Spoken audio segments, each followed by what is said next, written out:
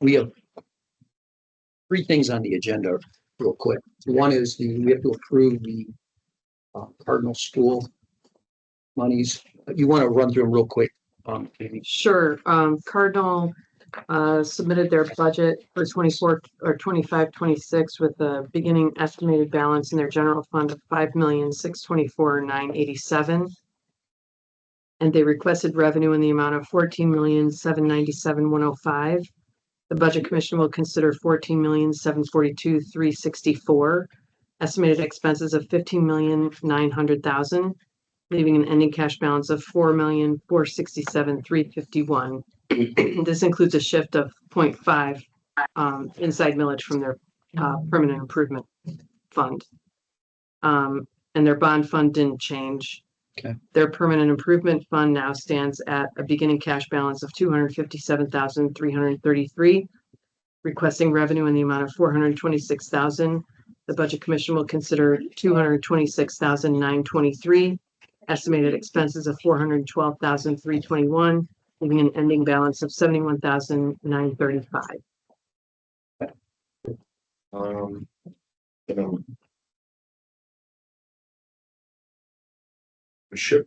Shifted the inside millage. Yeah, it went from PI to the general. So it's but they didn't four. re- So it's 4 inside general, 0.5 inside permanent improvement, 53.10. Yeah. And then I guess my other question is, they didn't request 14,797 because they weren't expecting the 0.5. Should that No. number be? No, that's the That is requested what we side. Requested, The other side is what? yeah, because we did the shift. This. No. Wouldn't Why is there a request? shouldn't the request be 0.5 mils less? No, because your certification or acceptance revenue considered is more. Ours was less than theirs yesterday too. You know what I'm saying? They didn't technically request this. They did. This is how they submitted their budget yesterday or prior to for yesterday. So that stays.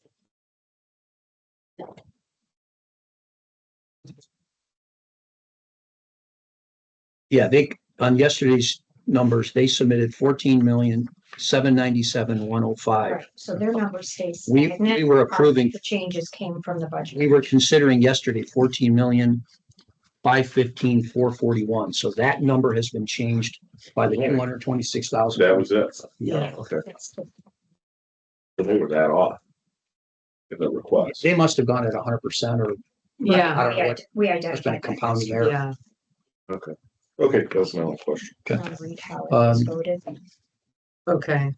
So it was voted, motion by Chris, seconded by Jim, and then 3 yeses. Second. Yes. Yes. And then we'll sign theirs and you're going to send them there. Okay. Puts yesterday to rest.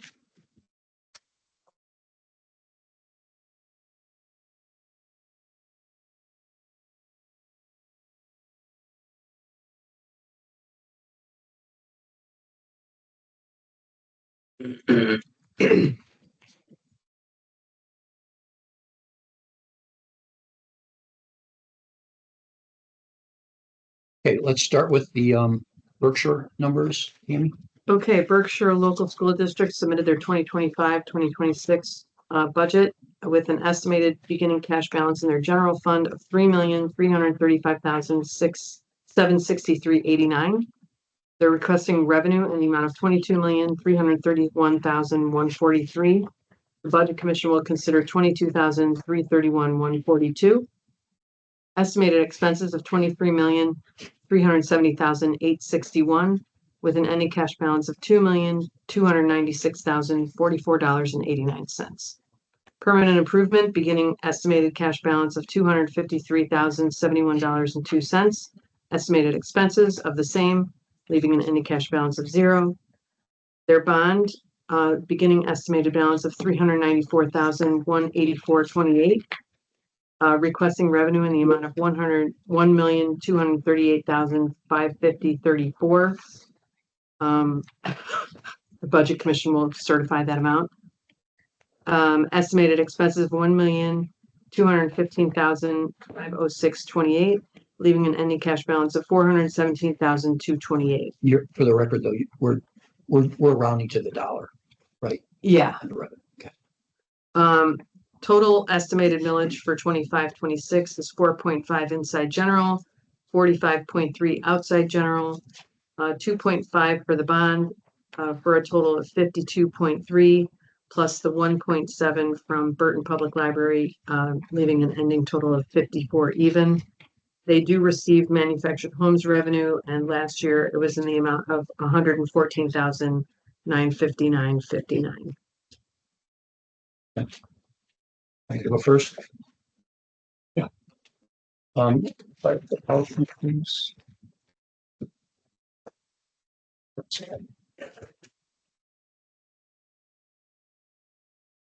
Next slide. Okay, so this is a map of Geauga County.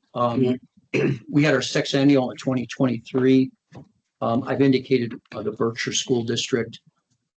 Currently at the floor, the adjustment to the real estate valuation for residential and ag for 2023's sexennial was 30.8% for that school district. That was about 1 percentage point higher than the county average. The corresponding number that I track is post a sexennial. I generally track BOR hearings and where the percentage of those hearings are coming from. That's an indicator of temperament of our constituents. And you fell at 17.1% of the BOR complaints were out of that school district. That's a little below what I mean, 20% is what I would figure typical with 5 districts. So you're right in the ballpark of where I would expect the complaints to be. Next slide, please. Last year, this is for tax year 2024 valuation. Berkshire was at $505 million in value.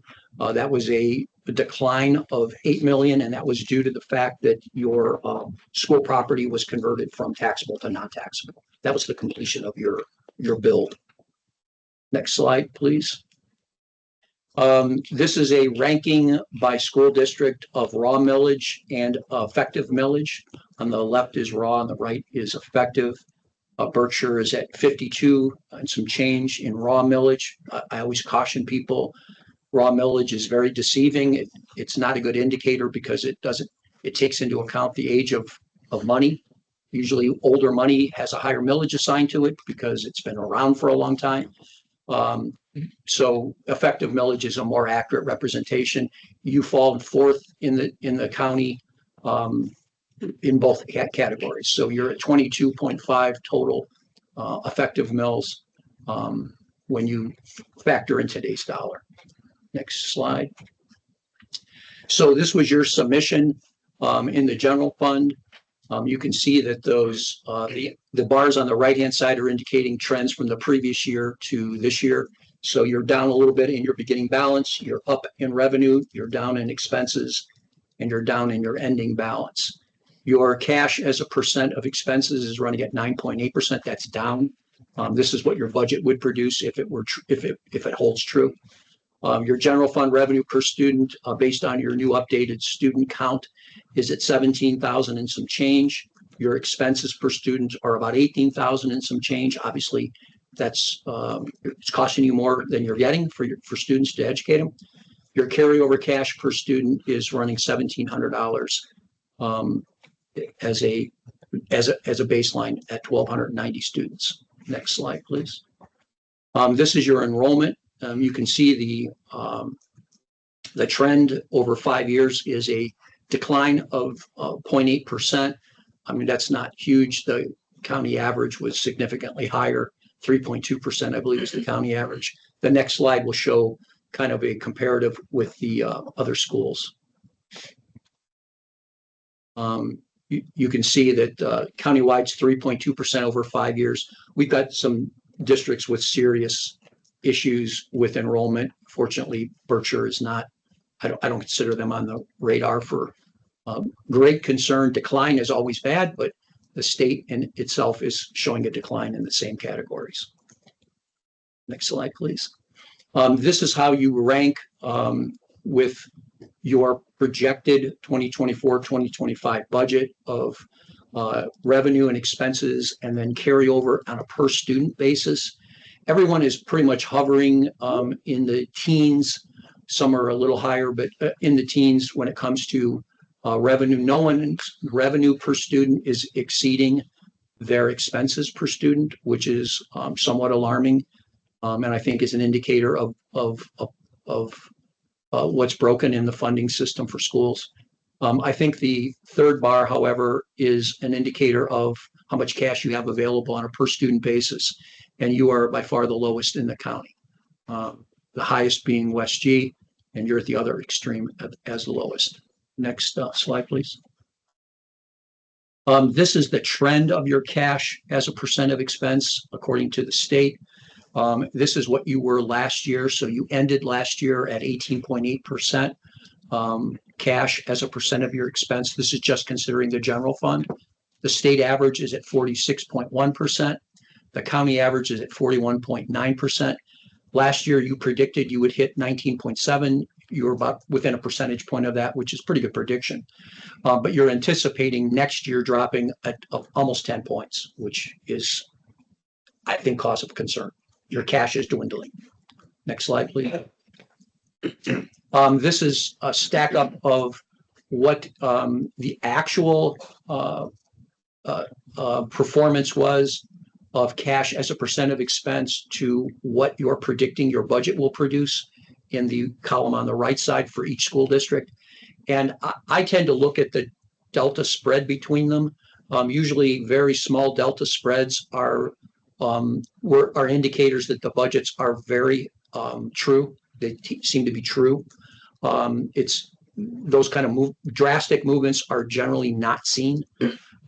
Yours is cutting in half in 1 year, which to me, there's a phenomena, whatever that is. I don't know whether your spending is increased, your anticipation spending is increased, your revenue's declining, or some other anomaly can cause that. But usually the wider that margin, the more concerned I get. So you can see the widest was Chardon and Cardinal. You're the third of concern. Next slide, please. Summarizing, 1 mil for you produces just a little bit north of $500,000 at 100% collection. You got about $19,000 in revenue due to new construction. A lot of that was offset, though, however, because your property came out of the tax rolls into the non-taxed. The revaluation did raise your inside millage by $548,000. You have a 3.65 mil bond levy, which is not counted in the floor calculation. And you did get an increase in your floor adjustment of about $1.5 million for this year. Your 2023-2024 general fund revenue increased by $2.37 million over the prior year. Your 2023-2024 expenditures increased by $1.9 million over the prior year. That's all I have. I don't see any, nothing jumps out in the budget as being an anomaly. My concern is cash. I think you're getting very hot on cash, which I don't think Beth's going to argue with. No. You don't have a lot No of argument. you don't have a lot of cash as a percent of your expenses. So that's what I've got. I had a question. I like your effective mills when you do that calculation, but do you factor in floor adjustments? No, that's not. You can't, That's not. right? That's not floor calculated. Exactly. So That's just effective. So there's and then obviously, are you assigning a effective mill to the income tax, or is that No. outside? Okay, That's so not. they're getting more so that's There's other revenue in addition to what I'm showing. so people who get the 2 school districts that get a floor adjustment, that's a little bit misleading.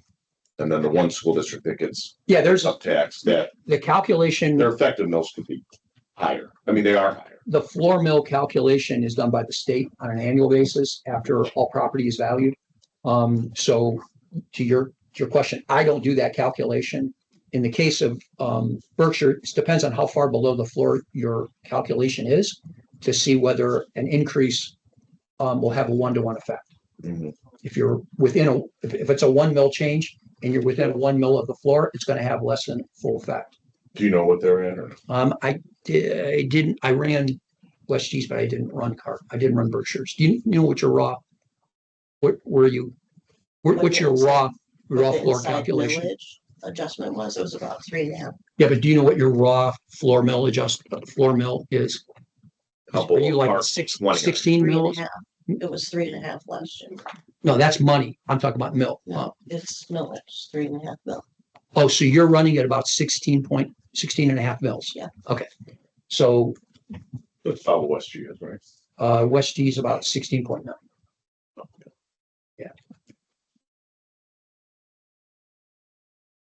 But yeah, I gotta take a call, I guess.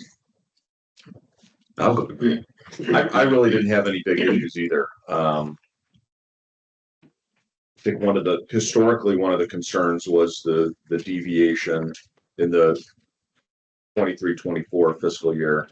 There was a pretty healthy deviation from your estimated ending balance to your actual, which can happen from time to time. And usually that then becomes a compounding problem, but you actually fix that pretty quickly, and turn that around. Are you talking in the general fund, Jim? Yes, just a general fund. So, and obviously the PI deviations in the PI don't bother me as much because it's so hard with these projects, there's delays, there's this, there's that. That's probably got to be one of the hardest things to budget for. But in the general, you've narrowed that gap, and looking at your projection for our current year and then the beginning balance for the next year budget that we're looking at now, I think you're going to be really close to that number, which is good. So that's all I have. I don't have Well, big issues. The deviation that you pointed out in the general fund is on ending balance, and that is attributed to revenue. So Yes, I think, yeah, 2 million is all in revenue, because that was probably and that's adjusted in the 24. reval. It's adjusted in 24, Yeah. 25. So Beth had predicted 18.8 million dollars in revenue, and they got almost 21.3.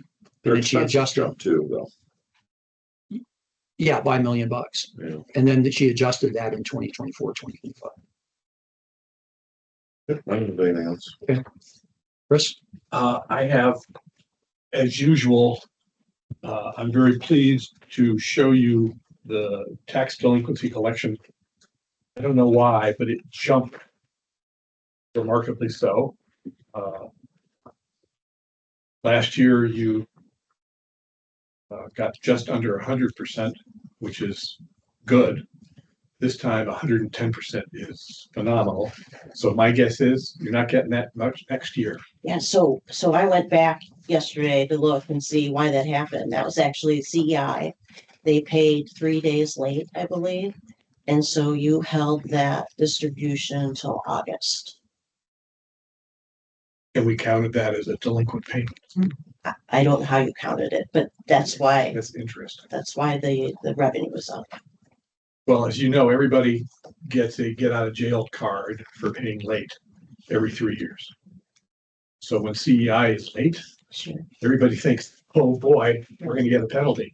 But that's not the case. They file just like we treat them, just like everybody else. So that 98% rule that we apply to all the schools and all the taxing municipalities, that's gonna stay in place until something really dire happens.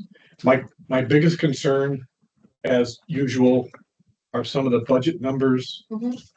When you have an estimated ending cash balance of $120,000, that you end up with $1.3 million. That's an alarm bell for me. It happened last year, I think, too often, and it's just, a pet peeve of mine. Budget numbers should be fairly close, and typically they are extremely close. When you look at the rest of the past 10-year history, it's been very well presented. But for some reason, getting out of COVID created all kinds of So were you financial. speaking to the 4.4? Well, to go in 23-24, you had an ending cash balance of 1.8. You actually had $4 million. Sure. Then you go into the PI. You said there would be an ending balance of 36,000. Mhm. You had $500,000. That's a variance of 1,300%. That's a lot. So if you will indulge me, Yeah. I thought You knew I Mr. was gonna Inspector ask. would ask about this, yeah. Good. So I made up a spreadsheet for you. Because I want to talk a little bit about on the fiscal side, because I just have one extra. So you can see in the orange number, I budgeted, I predicted $18.7 million in revenue. Okay, and that was based on the Schedule B that was provided. And it was submitted on January 23rd. So we're talking January 23rd. These were the Understand timing, values. yeah. Yep. So I predicted 7.2 million in taxes and then of reimbursements of almost $1 million. So that's what made up that 18.7. And then you can see the difference in their revenue then is $2.4 million. At 1.7 of that was in taxes. So that would have been the PUP delinquency that came in. It would have been a half year of new construction that was never added to the certificate. And then it would have been the reevaluations. So this is always the tricky part with the budget commission is, we see you once a year. Would you like to see us more often? Sure, for lunch. Well, you see that. But I want to point out that in May, I said we were going to have $8.2 million in taxes. So already I had raised my income estimates with my board by $1 million because I could see the trending, because believe it or not, and I'm a geek with all this, is once a month I pull up all sales. I'm looking at sales percentages. I came from this office. That's what we did, right? So I could tell that the reevaluations were going up. So I had already bumped up $1 million. And then you can see by November, I had bumped up another 300. It was still off, but it was only off by $506,000. That's pretty good. It is. That's 6 days of operating. So for next year, this will have somewhat corrected itself. Yeah, I think you're going to see it always goes like this because we don't know what the reval numbers are. There's also, schools have a secondary problem in that their year is split. So we're fiscal by calendar, Right. You're split by school year. So you're seeing half affect one year and then the other half the next year. And all of the numbers are based on annual reporting. So they're never going to be truly aligned. We're never going to be together. I'm never going to be aligned with you, but I'm Right. going to be aligned with my board. Right. And that's where the tricky thing comes in is technically you should be issuing me a new certificate for this year based on new construction. Because right now, what you say I'm going to get for this year isn't correct. Well, it's based on last year.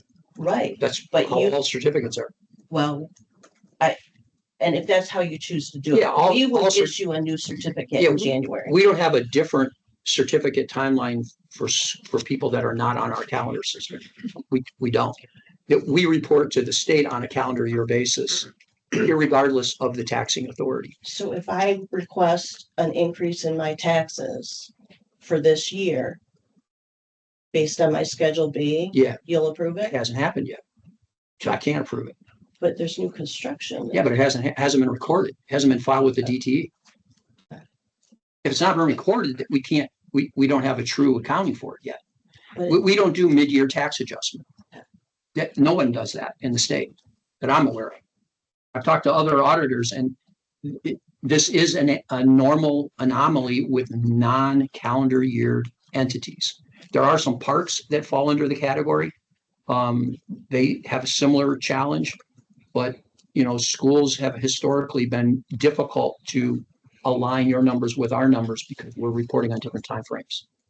We eventually catch up. We eventually are trued, but it's never going to be at a moment in time. You can never catch up. No, I mean, at some point it's in the wash. It gets handled. Yeah.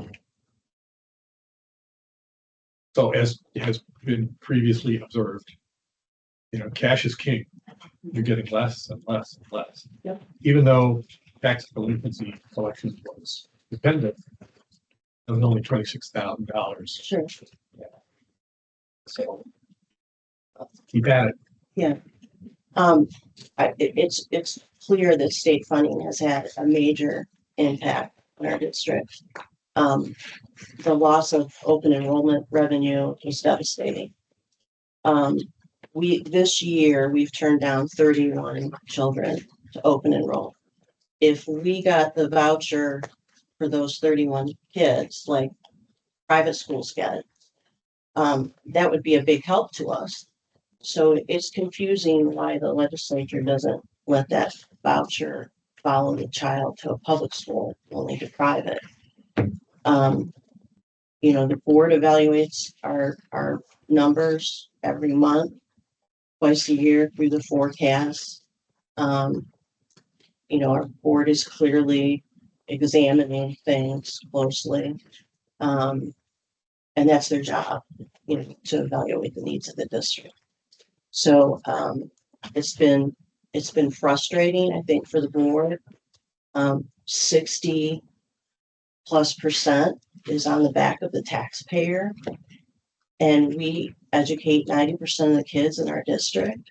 So the legislature is shifting that burden onto the taxpayer.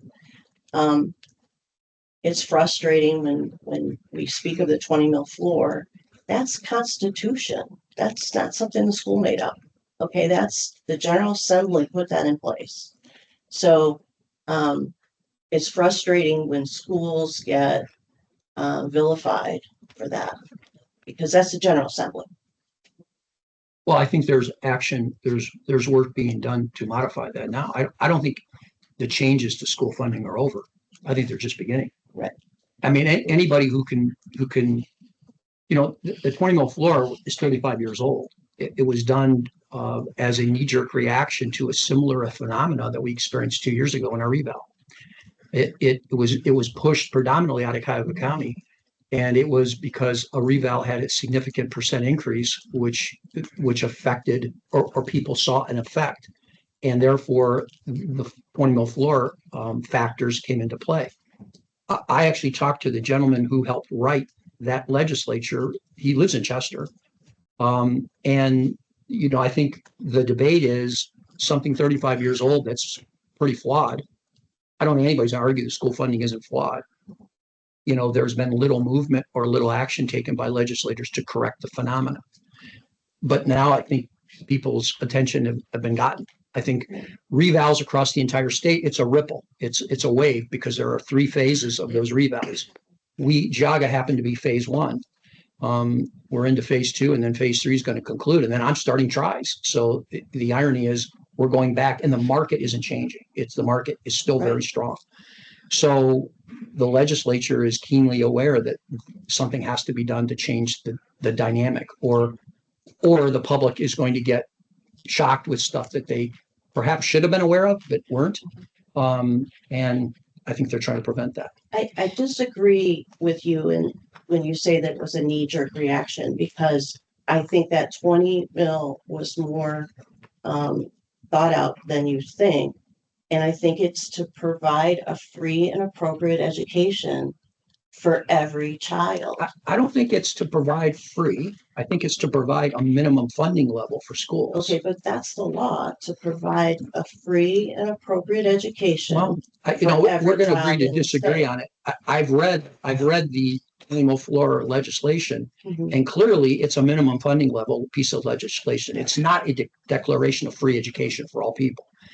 It may be interpreted that way by people, but the math involved in the calculation clearly sets a floor for schools to be funded under, and that's 20 mils. And I believe that floor is in place because we don't get to pick what kids we take. I understand. Mean, we get all kids. We can't turn down a child. Mr. Flays, you're aware, we have kids that are placed in special schools that are costing us $300 a day. And that's not fair to the good kids that, unfortunately we have to make cuts. You see our cash balance. So when I have a kid that typically I would budget, $57 a day for him to be in my district, and he's now costing us $300 a day, That's a lot of money to just. So it's frustrating. And I think what's most frustrating to me is that schools somehow are being vilified for this. And that's what's upsetting. Yeah, And it doesn't fix the problem. I've had a different experience with it just based on my interaction with schools. And I'll leave it at that. I am actively, though, talking with the legislature to try to figure out where their heads are. Mhm. And their heads are clearly planted with the populace who right, wrong, or indifferent. And I mean, I've heard the arguments on both sides about the floor and that when people pass levies, they should have done it with their eyes wide open. I'm not, generally speaking, that burden falls to the voter. But a phenomena like an increase in property values that has a unexpected consequence to somebody who perhaps doesn't understand the inner workings of school funding and how floors operate comes as a shock. And I can tell you, not so much in the Berkshire area, your adjustment was 1.5 million, but you take a look at the West G area, which we're going to hear next. They had a $4.5 million adjustment to the floor. That is huge. It's a huge tax burden on people that, and the argument is made that, well, they voted. People voted for these things, and they voted the legislatures in, they voted school people in, they voted all these things in. That's a true statement. But the reality is when they went to the ballot and chose a particular issue, there's no language in there that specifies and tells them or educates them that says you vote for an emergency levy, it doesn't count for a minimum funding. It doesn't count. If you vote for a bond, it does not That's a count. function of the legislature, not a function of Well, I the think, county budget commission. what do you mean it's a function of not a function of the county budget commission? I'm not asserting any action the budget commission has to have. I'm simply saying that the legislature is hearing that complaint from taxpayers that they were not aware that it would have this effect.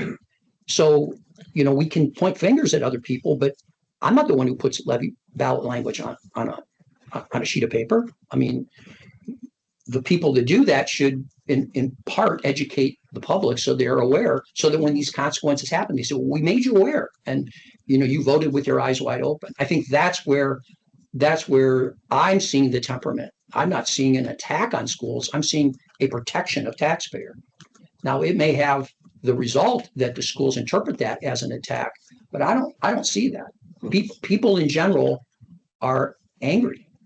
I mean, I heard from hundreds of people in the county on the reval. How many BOR cases did you have filed? 404. But that was after almost 400 informants. We predicted 1,000. So I think by educating the public, we head off a storm. We're going to have more this year again. Every county behaved differently. The good news was we were fortunate that we saw the freight train and we cautioned people this was coming and we got ahead of it. Some counties did not do that, and they had thousands where they normally had hundreds. And the way to fix tax problems is not at a BOR here. That's artificial. That's artificially trying to lower a value so the taxes become shifted to your neighbor who didn't file a complaint. I'm not an advocate of that. I think everything has to stand on its own. But BORs are an indicator of temperament. Usually people who file BORs don't file them because their value is set something that they don't think is true. It's because there's a tax consequence to that value. And they're complaining that their tax is too high. I had a guy call me, is living in a $2.8 million house, called me yesterday and said he's all upset because he's paying $40,000 a year in tax. You live in a $2.8 million house. You can argue that, but the reality is he had a huge increase in that tax load because of what happened with reval. So, But as you stated, the next reval doesn't look to be much different because there's no homes for sale. well, the try doesn't look to be any different. The next reval is not for, we do revals every 6 years. The try is on the 3rd year mark. And we don't do 100% updates in a try. We do trims. So it won't be as severe because we don't do as deep of a dive. That will be adjusted again at the 6 year mark. But, the try is an indicator. I like to stay true on the try because it takes the it takes the shock out of the sexennial. When you go to a sexennial, if you haven't done any work for 6 years, you're going to shock the world, up or down. And I'd rather do it in a staged approach. You know, the legislature for a time argued that they want us to do, you know, appraisals every year. So, well, you can't afford it. It's too costly. And it's not going to make the science any better. It's just going to make it quicker response. But there's a problem with the overall funding mechanism, not necessarily. Nobody will The appraisal debate that with process. you, because in our case, as you know, our PI failed as a renewal, and we've had that for over 30 years. And people were angry, as you say. They think that we're getting all this money from revaluation, so they were never going to pass anything that was put in front of them. Now we face, in several years, we're going to be out of cash. So we have to have something on the ballot, which they don't want to pass because they don't think they should have to, because of the revaluations. Well, the revaluations doesn't cover our budget, as you know.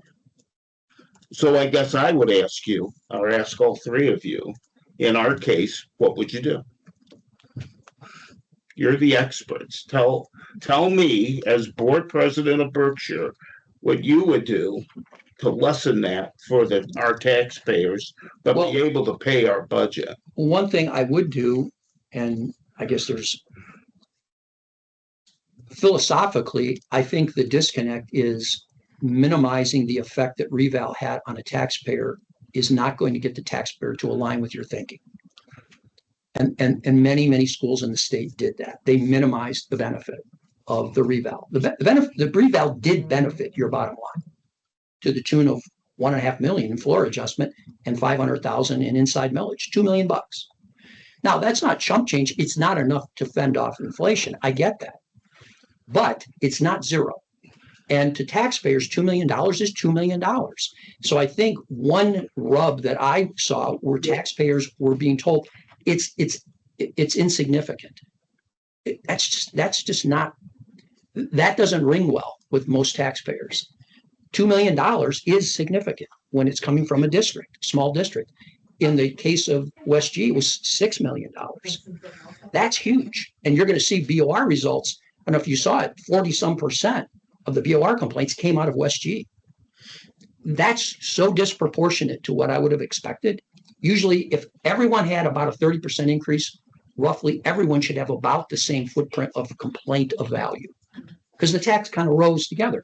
But it gets shifted when you're at the floor because you got advantaged differently than those that weren't.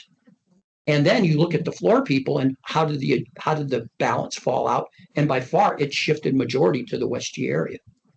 Would you agree, though, that was a board decision and we shouldn't have been vilified What for decision? not giving back money when we No, it was your showed decision a to make. clear need? It was your decision to make. I think Okay. part of the process is educating the public, and that sets the tone for how people are either listening anymore or no longer listening. So Because I mean, the facts are Berkshire's following the law. right. We have properly authorized levies that are clearly required. And so to give money back when you can't afford it would just dig the hole deeper. Well, here's what I will say. There were townships that were by far in desperate need of the cash they got in inside millage increase, and they mitigated. They mitigated because they saw the taxpayers were not expecting this effect. And I would argue that a township is much different from a school. So if a township has a bad road, they could patch their holes and get through a year. If I have a kid who can't hear and we have to hire an ASL teacher, I can't tell that little girl, hey, hold on, next year I might have some money for you. Yeah, well, I would argue that not every township just pays for patching roads. There are people. And that was an example. There are people that have emergency services that can't be Yeah, can't be not paid for. but There are, can you see both sides of well, the? I understand equation? townships and schools are two different entities, but I will say this, townships can't put income taxes on. So they have limited funding. Right, but they get motor vehicle and they get other stuff. I think don't they? right now, most townships would trade their funding system for school funding. Okay. Because there's no minimum funding requirement for a township, other than inside millage. That's it. And So let's take this opportunity to finish this hearing. Yeah, I don't know. I have a couple of questions. Can I ask some questions? Sure. Of the board? So we can't search on the new Real Link or Access Geauga, I'm not sure what it's called anymore. We can't search like we used to be able to search on things. So it's hard, I can pull up exempt parcels, but when I pull up sales, you have sales that and what they sold for, but I can't see market value or prior assessed. Is there a way we can? look, get with Pam afterwards. She can talk with Lou. Okay. We're in a new Canvas system, Okay, so that affected It's- Real Link's search yeah. criteria. it's really hard to search stuff. Yeah, it's probably there. It may need to be turned on. I'll provide the path. Okay. And then, I know you guys hate when I bring this up, but I'm gonna talk about the pipeline. What's going on with the pipeline for Will Trumbull? It's in litigation. Continue. Yeah, I saw one of your board meetings online. Chrissy, are you on? See her. No, there's 3 pages of paper. Oh, I am. Oh, hey, number one with the pipe, I mean, the pipeline, there was a lot of finger pointing about it causing a funding crunch for them. When was that reduced to the state? When did the state reduce or dictate that valuation was to go to 0 and it was no longer a revenue stream? Is that what, 5 years ago? How long ago? Yeah, it was in 2019 or 2020. Okay, so Yeah.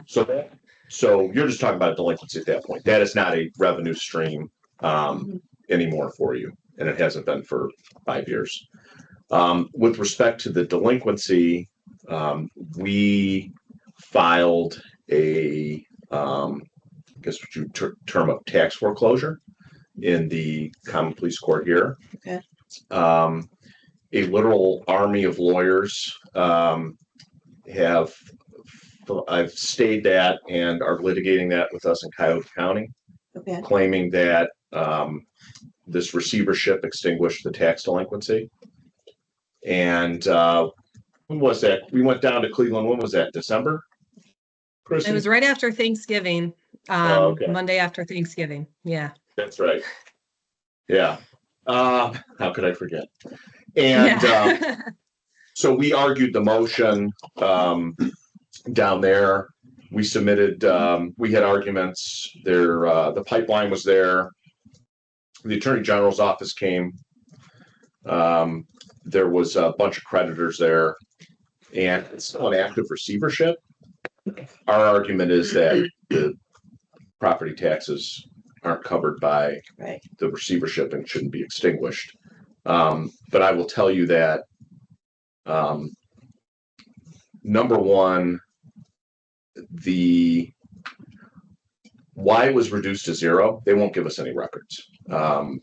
I could go into a lengthy diatribe about public utilities and how they're treated in Ohio, but I won't. But they're treated very favorably, and they literally have bought our legislature during the past decade. It's been proven in court that they literally bought the legislature. So we have a lot of challenges with the law on that, but we have expended hundreds of hours pursuing the delinquency. We've been pursuing it for years, and we are waiting for a decision from the Geauga County judge as to whether the receivership case and whether our taxes were extinguished by that. So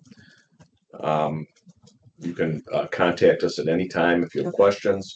Chrissy and I'd be happy to sit down with any of you and go over the pleadings in the case, but it's pretty complicated. We're trying hard to get the money. I don't know what's gonna happen. Is there another hearing scheduled? No. So the judge down there is gonna rule one way or the other. If he rules against us, then I have an issue with Geauga County making a decision on taxes. So if the judge doesn't rule in our favor, then we'll appeal that. You will take it to the 11th district. We'll have to take it to the 8th district. Okay. And then, but we will, I mean, until the Supreme Court tells us no, Yeah. we're going to keep pursuing that. But Thank you. it's, if you get, if you get 10% of that delinquency, I think that would be a huge win at this point. Yeah. I mean, Yeah. it's really, I wish people could, $10 million to this county that these people walked away from paying. That's $1 million for just us, for little Berkshire. That would do huge things for our bottom line. So I appreciate you taking it to court. If you could let us know when you hear, it's hard, typically for any of us to, so if you'll let us know, because it is really important, and I don't think it's fair to the taxpayers that it's not fair. Yeah, no, it's this receivership scheme, and I'm going to call it that, where subsidiaries end up buying, real or personal property and extinguishing the claims of lien holders or mortgage holders. I think is kind of business as usual in that world. And but to inject taxes into it, that's really that hasn't happened before. And so it's not like we can wave around, a court decision. Mhm. The court decision that's going to be waved around after this will be ours. The delinquencies are gone off of the system too. I can't pull them up anymore. So have those been wiped out? No. The delinquencies They're are still there. there. They're still there, but they're no longer being Yeah, they're accrued. still there. Yeah, they're just not being. It's on it. I It's still can't. on the books as a delinquency. Okay, but it's so not, on your system, Again, I get with can't. Pam. I because they're not paying, because the state decided they shouldn't have to pay any taxes Mhm. anymore, which is a whole Mhm. other thing, and they won't give us. They will not give us records. They Yeah. won't. It's Yeah, ridiculous. I know that whole, they locked down pretty tight. Yeah. Right, one last question. My understanding is you guys now want electronic copies filed of our budgets. Is that correct? We'll do either or. Yeah, Okay. we've taken them either way. Okay, because we were told we couldn't file electronically, and then When were you told that? I have an email from last year saying, because I tried to file electronically and I was You mean told, sending an email with your budget attached? yes, and I was told I had to bring up a paper copy, but then I watched your last budget commission and you guys were kind of chuckling that we all chose to drive to Chardon. Why, I love coming to Chardon. I would love not to have to drive to Are Chardon. you aware? So I just want to, I need to think check that the we list. have always just said that, you can do whatever, but we're Okay. always happy to take a hard copy for our file. okay, well, Yeah. So I think it might I have been will a file misunderstanding. electronically for sure, because then. I think the school we were commenting about, one of them demanded some sort of receipt that we received the budget. No, I mean, I asked for a stamped copy too. That's just, when you make a deadline, you have Well, to, that's your prerogative. I Yeah, mean, we're so- happy to give you that. yeah. Okay, I'm done. Thank you. Jim, thank you for fighting on the county's behalf for those taxes. Yeah, I just don't want to get anybody's hopes up, but No, but it helps to know that you continue to fight because, to the taxpayers, when we tell them that, it kind of, they don't understand that. And if they're watching this, then they'll know. by the way, we've taken the lead on that, but the Portage County prosecutor and the the Lake County prosecutor and both of their treasurers did join with us on the case. And so the 3 counties are involved, although Chrissy's done 90% of the work, but the one of the assistant Lake County prosecutors did come down to Cleveland with us in November. So our only satisfaction from the hearing was, oh, Chris, what do they have, about 20 lawyers there? So we were trying to We were- calculate how much money they're spending. A lot of billable hours in that room. Yes, yeah. We were figuring that the Yeah. entire billable hours might have exceeded my yearly salary that they spent Yeah, that day in possibly. preparation. Yeah. Yeah, I mean, it was ridiculous. So, but yeah, we're trying. I just don't want to get anybody's hopes up because I don't trust. When it's between the public utilities and taxpayers in the state, the taxpayers lose almost all of the time. And so it's hard for me to get anybody's hopes up, but we will, until we can take it as far as we can, well, that's our plan, so. Thank you. Thank you. I'll make a Thanks. motion to approve. Second. Yes. Yes. Aye. Hang on a second, we gotta give some papers. That's already said.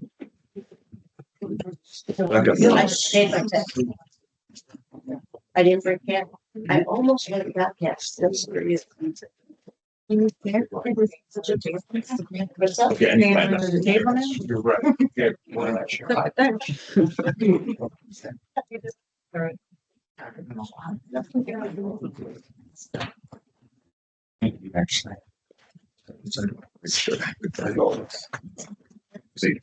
You know, it's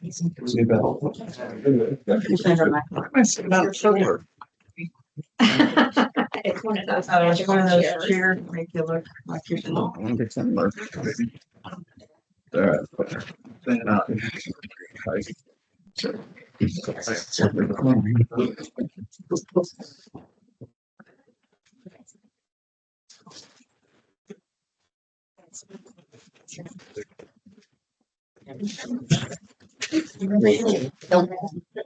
I see that.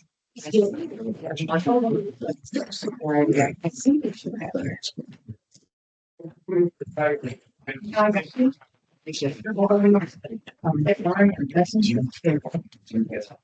Berkshire? Yeah.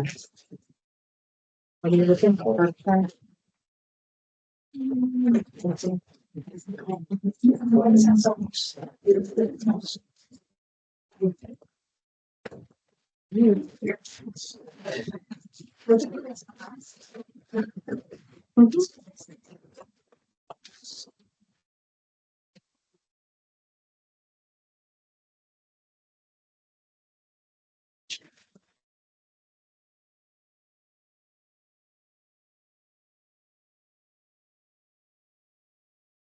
You want to start the numbers while we're waiting for Jim? Sure.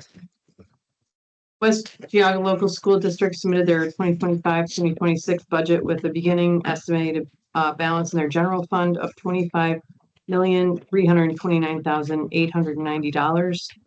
They're requesting revenue in the amount of $33,655,424. The Budget Commission will consider $34,886,085. They have 2 emergency funds. And the beginning estimated balance is 0. Estimating, Tammy, before you go on. Yeah.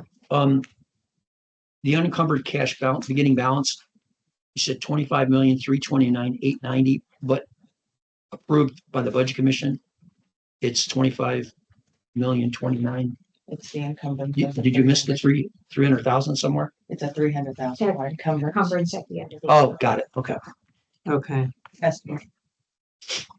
They're requesting revenue in the amount of $4,848,673. The Budget Commission will consider $4,781,132 and requesting expenses in the amount of $4,848,673, leaving an ending cash balance of deficit of $67,541. The general fund covers these expenses, so that shouldn't be a big deal. Permanent improvement, beginning estimated balance of $2,855,575. Requesting revenue in the amount of $1,230,665. The Budget Commission will consider 0. Estimated expenses of $2 million, leaving an ending cash balance of $855,575. Total millage for 25-26 is 3.5 inside general, 1 inside permanent improvement, 38.8 outside general, 4.82 emergency, for a total of 48.12. The district does receive manufactured homes revenue, and last year it was in the amount of $36,514.39. And there is a special election initiative on the May 6th ballot for a 5.35 mil bond for 38 years. Principal collecting $128,200,000. And just for everybody's benefit, Karen, your general fund and your emergency levy fund are really the same. I mean, They're it could be the combined. general fund. Yeah. Yeah. they're So that's combined. why we would accept a negative cash balance Right. because it's basically combined. Yeah, we used it. I used 52.5%. We did. You used 50%. So Yeah. that's the differences. Okay.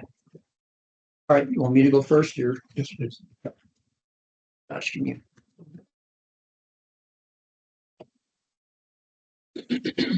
So some of this you've seen. This is the entire county. The reappraisal in 2023 created about 30% average increase in valuation. The highest increase in valuation was in the West G School District. I redid the numbers to be school district centric. We usually do it by township, so that forget the little numbers that are in there. The circled ones are redistributed based on the school district itself. So the highest was in, South Russell Village, but yeah, that's down. That's a little. There's like two mine was people. much higher. There's only two people that 33%. live there, and they can afford to pay for it. That's the way. Yeah, you're right. South Russell Village was 37.7%. However, the phenomena that we saw with BORs in the subsequent year, which would have been last year, was that almost 46% of the complaints were out of the West G School District recipients. And that was unanticipated. And even when I broke it down further by township, actually the Chester and Russell Township were the dominant filers. We had less in Newberry than I would have expected. But then again, the increase in property values was higher in those two townships compared to Newberry. So that could account for that shift. So that obviously that was a cause of concern for us, that there was a lot of pent up public sentiment that we need to drop their values in order to drop their tax. Next slide, please. West G ended 2024 with a total valuation of $1,255,000,000.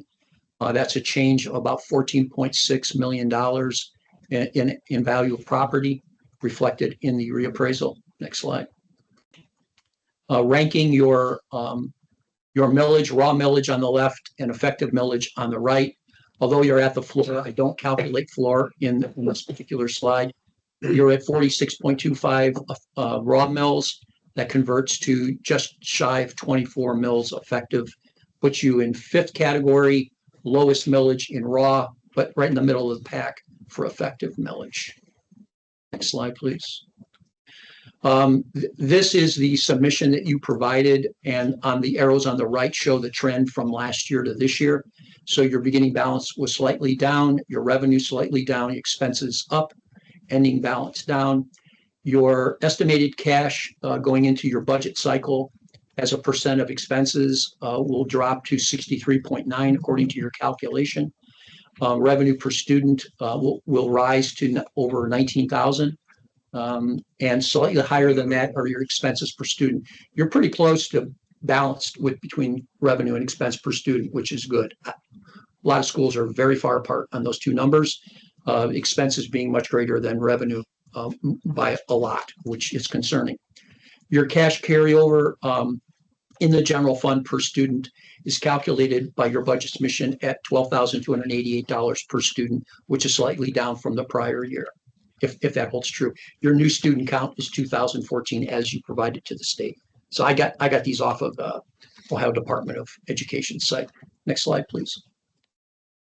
This is your enrollment trend. You're up in the 5-year by about 10%. Post-merger, you're down about 3%. That's roughly the county average, actually. I think 3.2 was the county average. So you're right, equivalent to the rest of the county experience. In much better shape than most other school districts. Next slide, please. This is how you rank by year. You can see that you kind of did a peak and then you've kind of leveled off, it appears. That you align your post-merger with the county's average, but you can see your other districts are with the exception of Kenston are suffering considerably more, and Berkshire. Next slide, please. This is the comparison by school district of revenue, expenses, and carryover per student. And typically they hover around the same area. The anomalies seem to throw them apart on enrollment size. The lower the enrollment size, when it gets to a certain point, the higher the costs go up because the building costs what it costs. And therefore you can see why Cardinal is peaking up high because their student count is relatively low. The majority of people though are hovering. You're at the 19,000 for revenue and expenditures. You lead the pack, however, with the carryover cash as a percent of expenses on a per student basis at $12,288. Next slide. This is the state provided trend of the blue line is West G. You went from an 84.1% cash as a percent of expenditure till last year reported as 65.5. You predicted 80%, but that was post adjustment last year. You're anticipating forward dropping to 63.9 with your budget submission.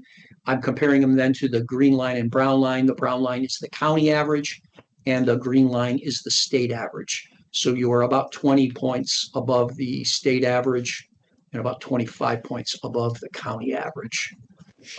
Cash as a percent of expense. And this is just general fund. Next slide, please. I then bar charted the past year where you currently are sitting to what you predict you will be, and then charted in and laid in the state average. And you can see kind of where you fall.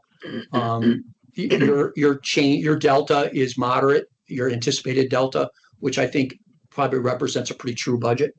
When they two get far apart, usually the budget has something really unique in it because there's a drastic change occurring. So either levies fell off or bonds got extinguished or some phenomena happened to cause a huge spike. Next slide, please. This is a summary of your submission. 1 mil for you is about $1.25 million at 100% collection. New construction yielded $8,000 to some of your levies in 2025. The reval raised your inside millage 1.3 mils. You have 1 mil being shifted to permanent improvement. That 1 mil inside is from the general fund normally. The 9.3 mil emergency levies are currently on the ballot. That's raw millage, not effective. Your 20 mil floor adjustment increased your revenue about 4.56 million. And this was all pre-adjustment. Currently, you have 5.35 mil 38-year bond levy on the ballot for May, I believe, right? Am I mistaken? And then I ran your general fund revenue for last reporting cycle. You increased revenue by 6.11 million over the year prior, and then your expenditures were up 7.76 million over the prior year. I guess my question falls in with the state average of cash as a percent of expenditures being at 46.1. That would indicate that the average cash carried across the state for based on your expenditures would be about $18 million, and you have about 25 million for arguments for 24.7 million. And a question I would just ask is, is that needed? Is that amount of cash on hand, being demonstrated through need? And I think your budget indication has to answer those questions. So the next slide, I'll go into what I kind of did to analyze it. First, I looked at your PI, and this was your submitted budget for your permanent improvement fund. And I think the thing to note is your revenue is an inside millage shift. And that has consequences to it because you're at the floor. When that shift occurs from inside millage to the PI, it gets removed from the 20 mil floor calculation. So it's basically like it doesn't exist when it comes to that calculation. Clearly, from my math, I did not find the budget showed need for that revenue because your expenses were well under your beginning balance in that fund. We have an adjustment to that expense based on a project that we're doing.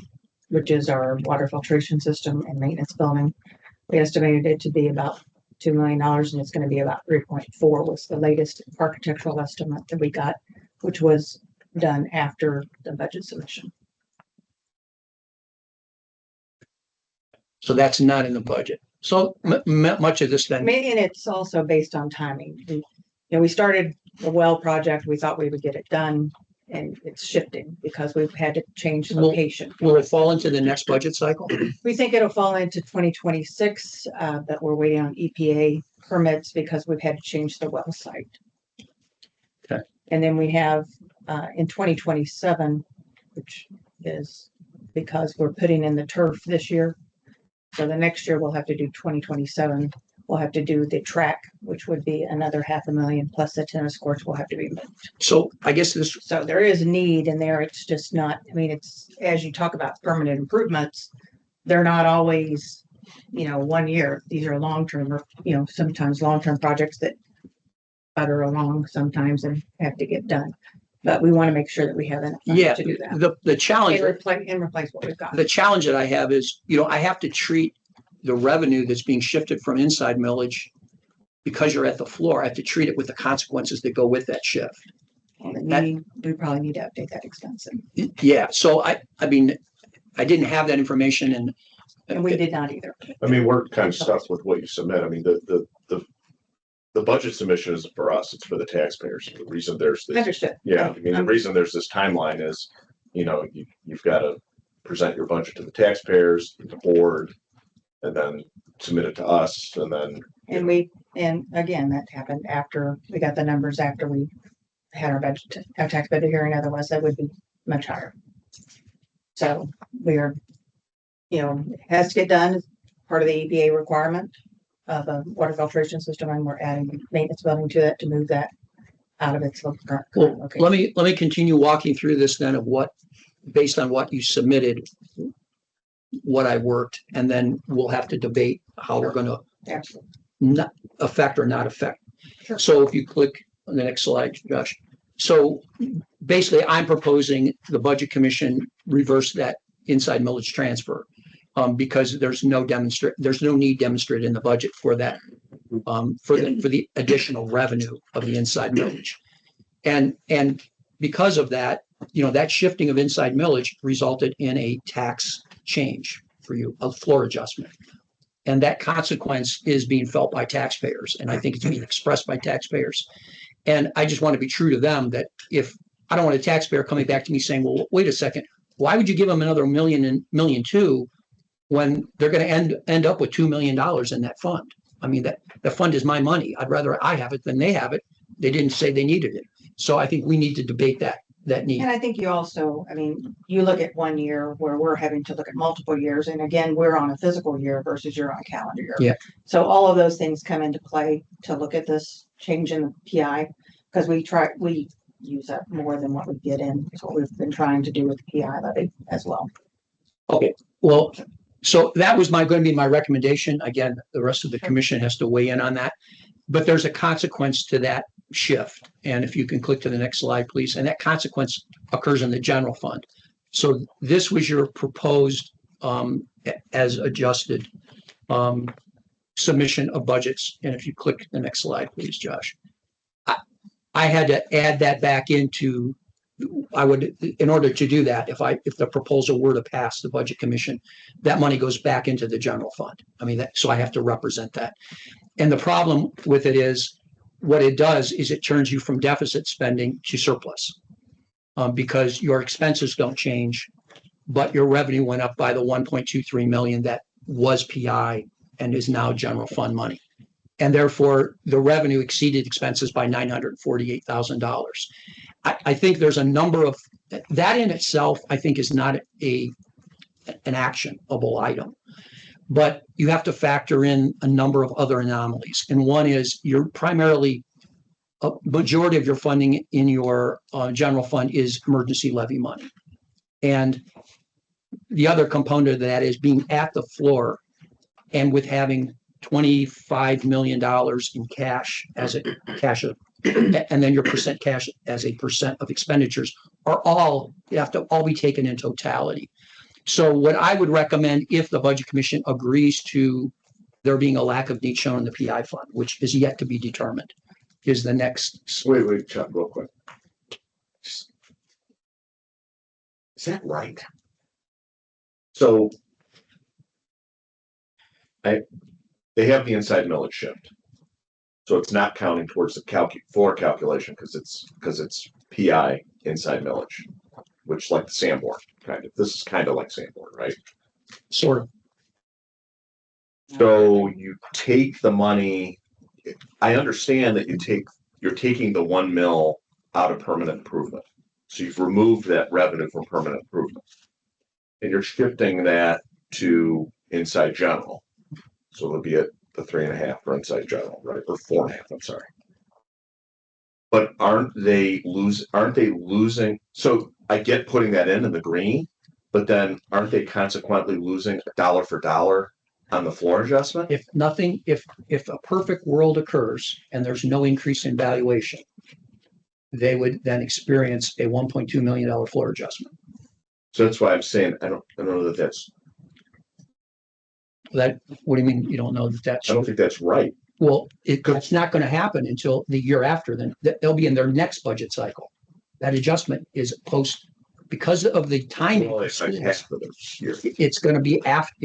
We only calculate those rates once a year, and that's in January. So it's another year skewed.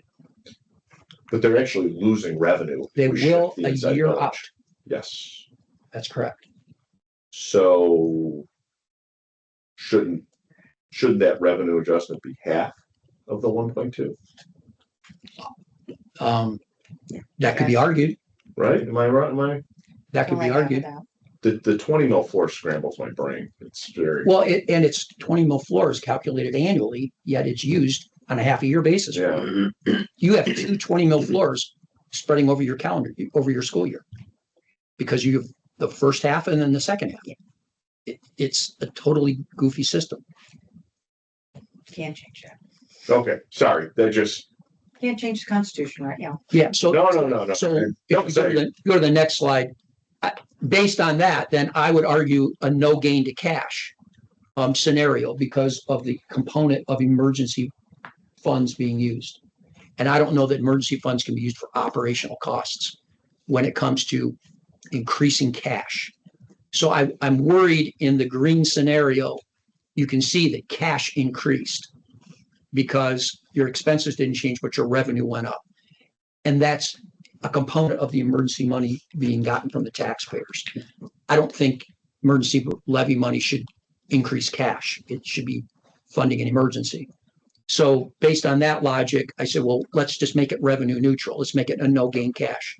And that would be making your ending balance equal to your beginning balance and leveling the playing field, which would then result in a reduction somewhere of $948,000. That was my math. The other board members are just hearing this for the first time, but I'm looking at it literally from the math equations.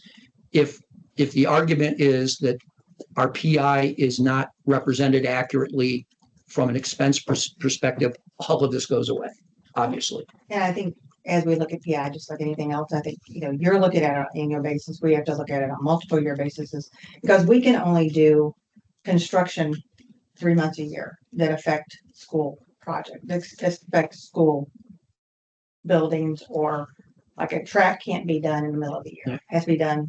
Yeah, And we're putting that turf in this year. I don't disagree. So I mean, I think that creates some issues with our PI fund that we have to.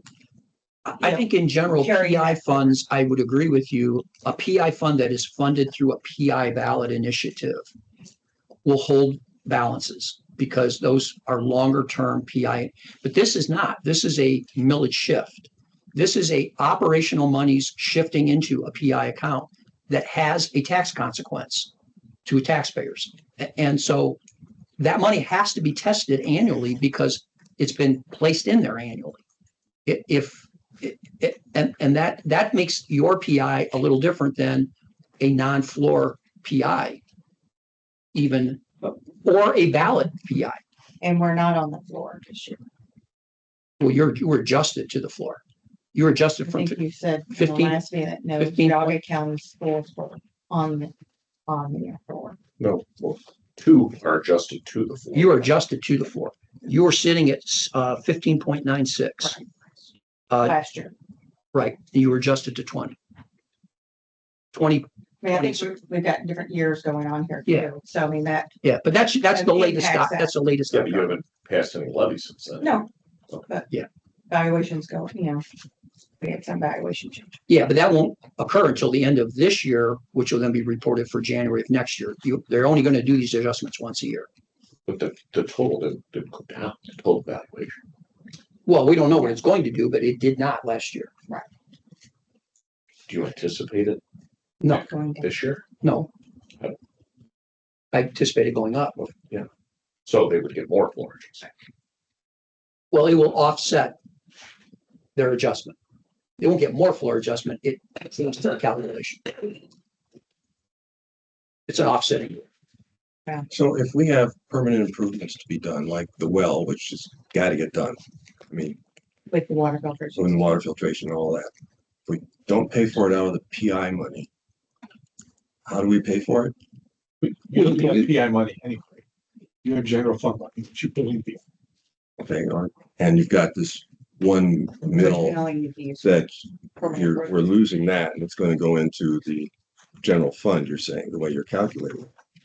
So then the cost of putting that system in, we wouldn't pay out of the PI budget, we'd be paying it out of the general fund budget, Yeah. right?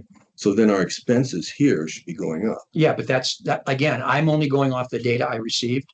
You're right. And if there's different data, then that I don't have, Yeah. I'm not running those numbers. Yeah, I got it. Yeah. I'm just trying to make sure Yeah. that I I'm think, looking I at the think the numbers. argument is, and I don't want to put words in your mouth, Karen, the argument is if the PI submission is flawed, that changes the whole dynamic. There would be no need, you may need that 1.2 million sitting in there. And if that's the case, there would be no return of the shift. And there would be no adjustment made because all the numbers stay as submitted. And that's our architectural estimate. We received that from GPD that did architects. They put that together and gave that to us. We just received. So it is, as you know, construction has much higher than what anyone expects. So, yeah. We can only put in, from the standpoint of what we report to the board, we put in what we know because we're forecasting. That's a pretty number. We didn't know that number. That was going to be that much higher. So that's where we're at. You can make that determination as well. But there is a need there for the PI, and we are between fiscal years, so that doesn't impact us. Questions? Jeannie? That's it. Yeah. Okay. So from a tax collection perspective, we had a great 2024. Yes. That 98% rule that we use, that we apply to all taxing entities, you effectively threw out the window. Actually, Jim threw it out the window. He and his team did an outstanding job of collecting taxes. More delinquent tax than certainly last year we collected 99.5%. This time you got 113%. A 13% increase in anything is a lot of money. Correct. $555,000 to the bottom line. That's pretty good. So my concern is that we not treat you any differently than we treat every taxing entity. You have simply put too much cash. As Chuck has detailed, you have 74% current cash of your budget for 2025-26. You think you're going to spend 34 million bucks. You have 25 million bucks in the bank, making a pretty good interest rate return, which is lovely. Those balances, the interest rate yield is declining a little, but not a heck of a lot. If this were any other entity, I would suggest they have too much money. That's why I'm telling you, you have too much money. The state average was 47%. 46.1. So that would be several, if not many millions less. I think it's important for you to get there, and you need to get there in a hurry because you have a massive levy on the ballot. Clearly, I sit on the Board of Revision. I listen to the taxpayers to come in, and as Chuck has again outlined, they aren't complaining about the value, they're complaining about the tax. And the 20 mil floor last time around cost them $4.5 million. They didn't get to vote on it, but they had to pay the bill, because if they don't pay the bill, he's going to foreclose on it. It takes a few years to foreclose, but we do foreclose. Not a heck of a lot, but it's known to happen. If there is one message I can deliver to you is do not hoard money. And you have been for years. There is a 10-year look back. You were at, gosh, if we get that blue and white. I'll keep in the handout.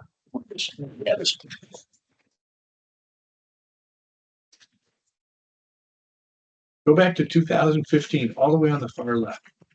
You actually had 12 million bucks in the bank. You anticipated spending $18 million. That's about 70%. Then it came down for a little while. Now we're back up to,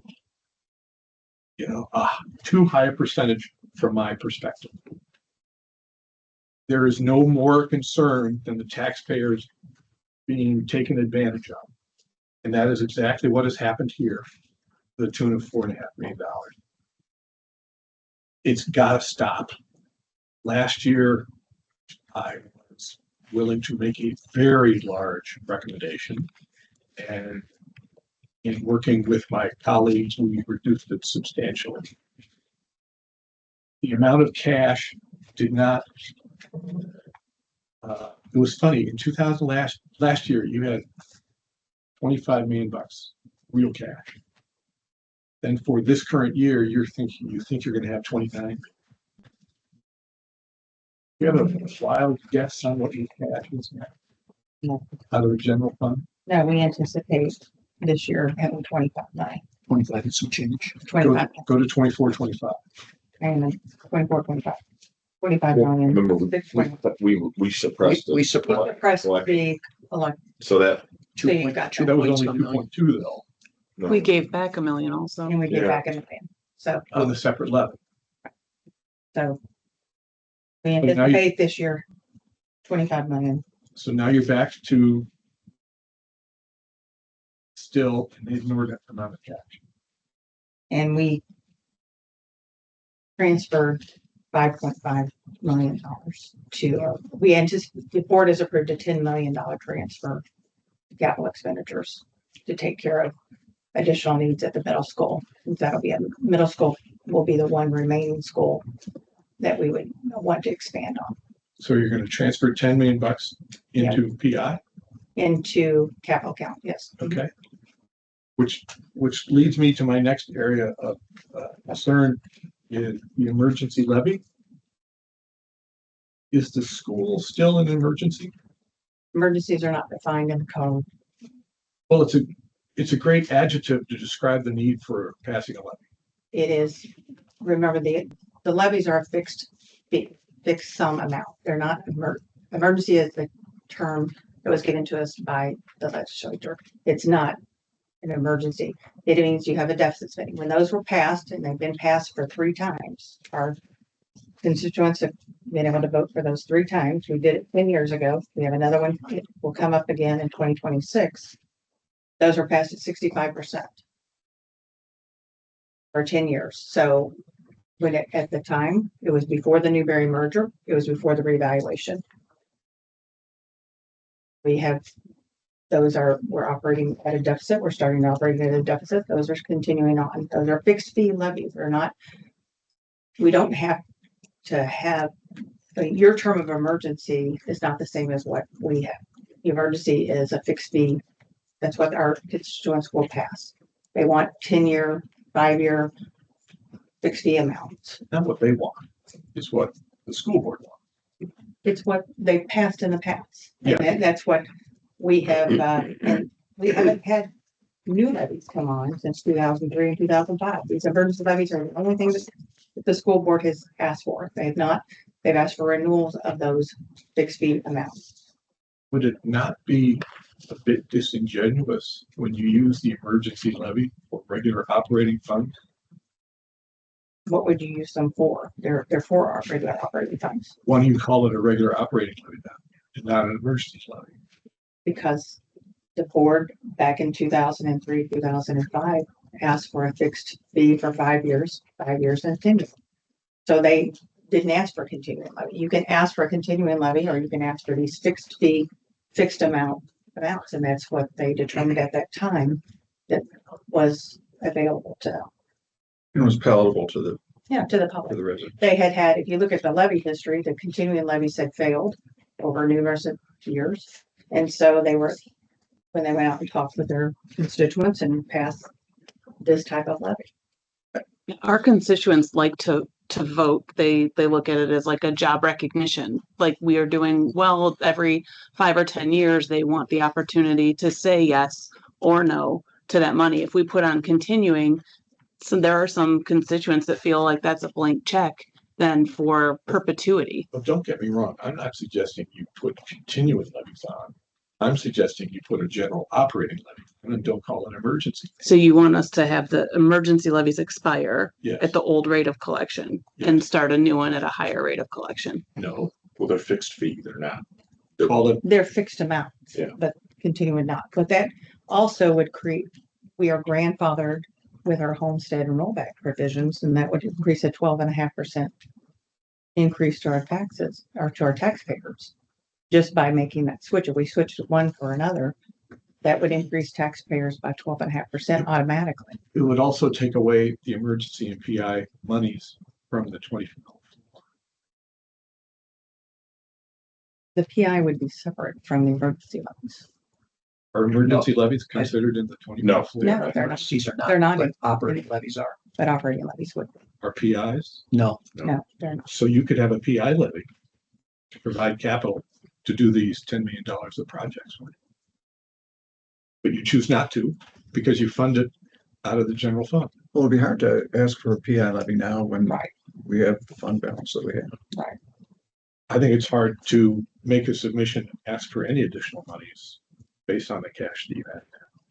You know, one of the things that I've heard, if I could just offer an explanation here, we're going back and we're looking back 10 years. One of the things we often tell people when we're stressing the academic performance of a district is that the academic performance of the district is good for you because it affects your property values. And if you look back at West G in 2015, as we look back at our fund balance, you'd see that the district was ranked 133rd in the state based upon performance index, which is a measurement of the achievement of all students. For the last 3 years, we've been top 10. Now, don't think this has gone unnoticed. It has gone noticed very much statewide for us. And so unfortunately here, perhaps that is what we have told people all along. As your school's performance increases, the schools act as a magnet, and also your property values will go up. It's good for your property values. We didn't set the reappraisal rates. So the appraisals, when they came out and they were raised, I would argue that in fact, it could be resting in part on the performance of the schools, but the schools are performing very well.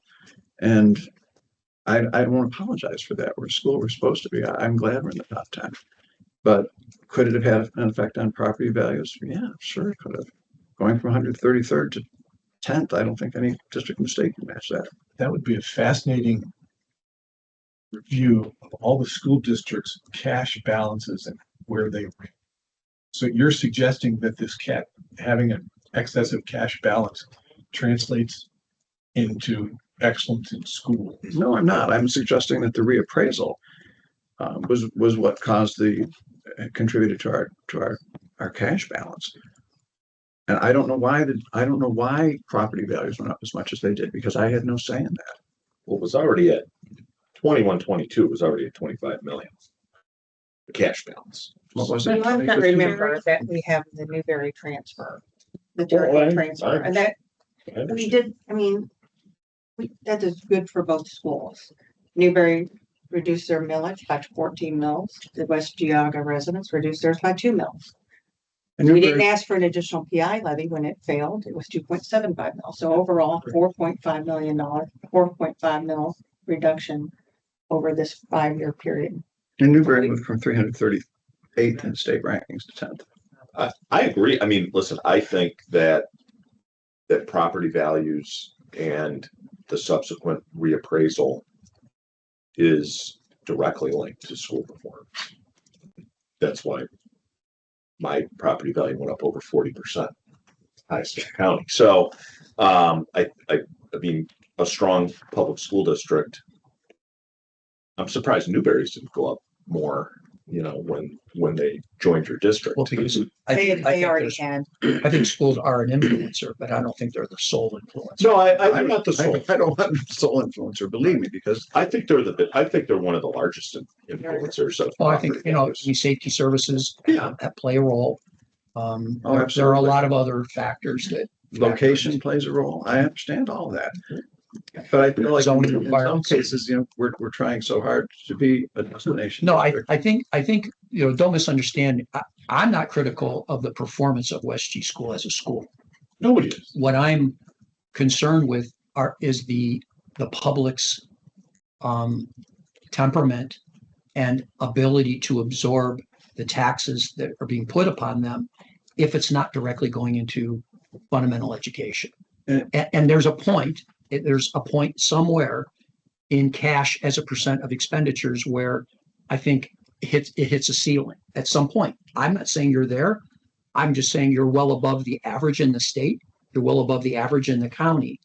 But that is not an indicator of, I think that's good management of your money. You've accrued this money through prudent action.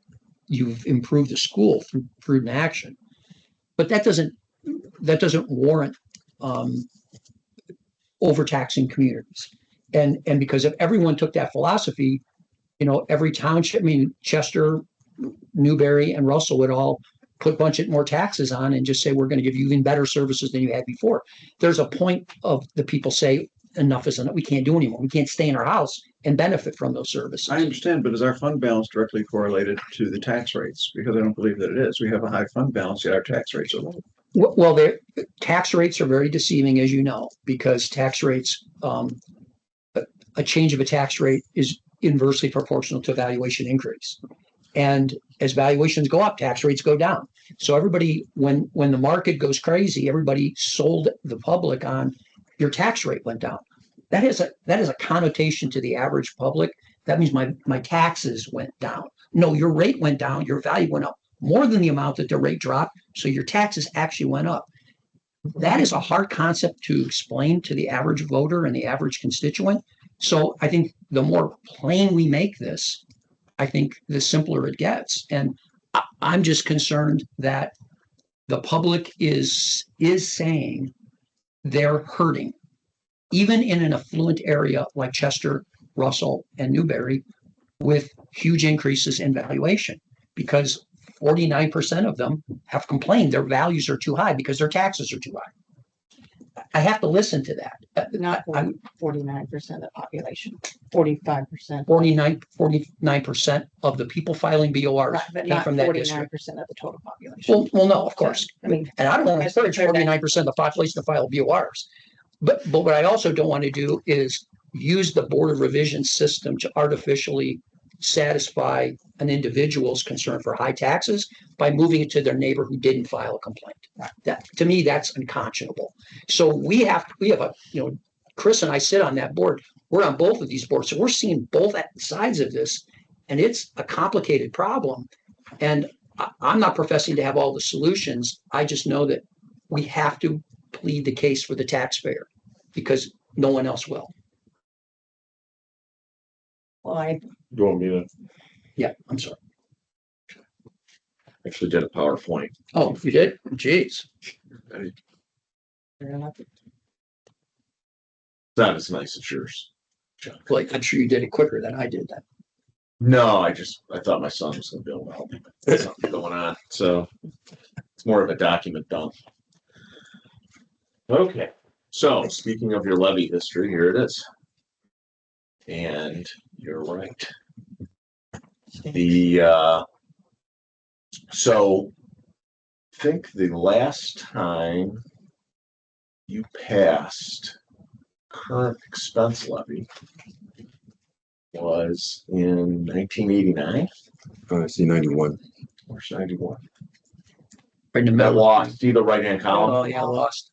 Oh, okay, sorry. Those are the vote totals and then the result. So I think that's the last time the Browns were any good.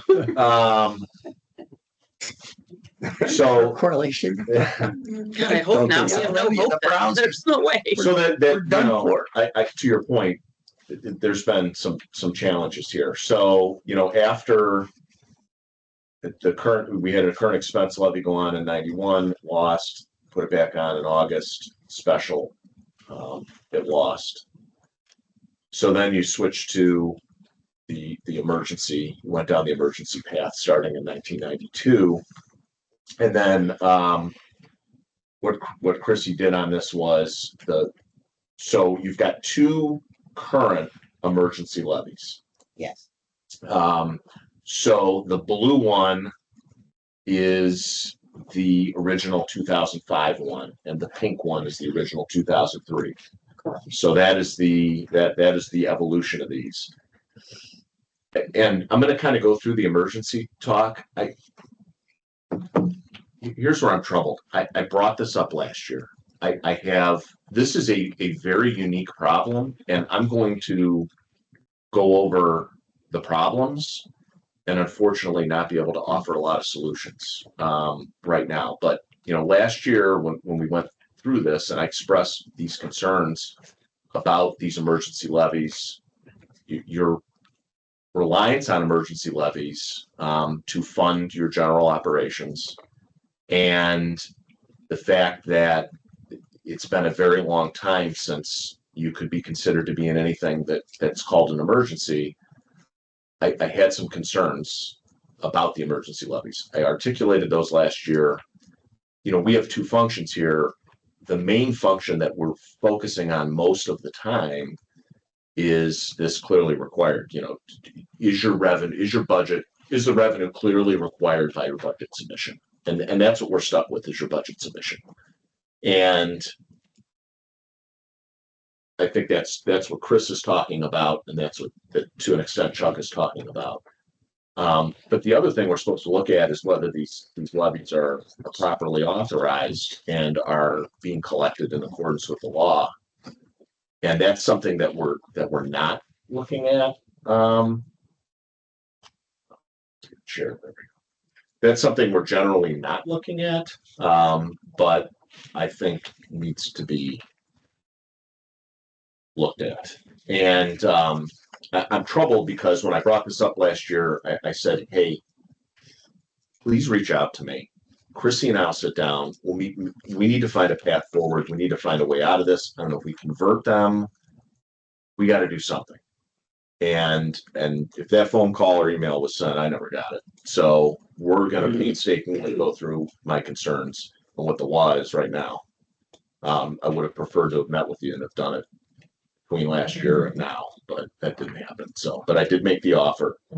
Chrissy made the offer, so we're going to go through it. So the 2003 levy was for 4 years for that fixed amount. It was then renewed in 07 for 5 years. And then in May of 12, it was renewed for 5 years. And then in November of 16, it was renewed for 10 years. That's a $3,700,000. The other levy is originally from 2005. That was originally a 5-year emergency. It was renewed in 09 for 5 years for an emergency. It was then renewed for 5 more years in 15. And then in 19, it was renewed for 10 years. So this is significant because this is the bulk of your funding comes from these levies. A lot.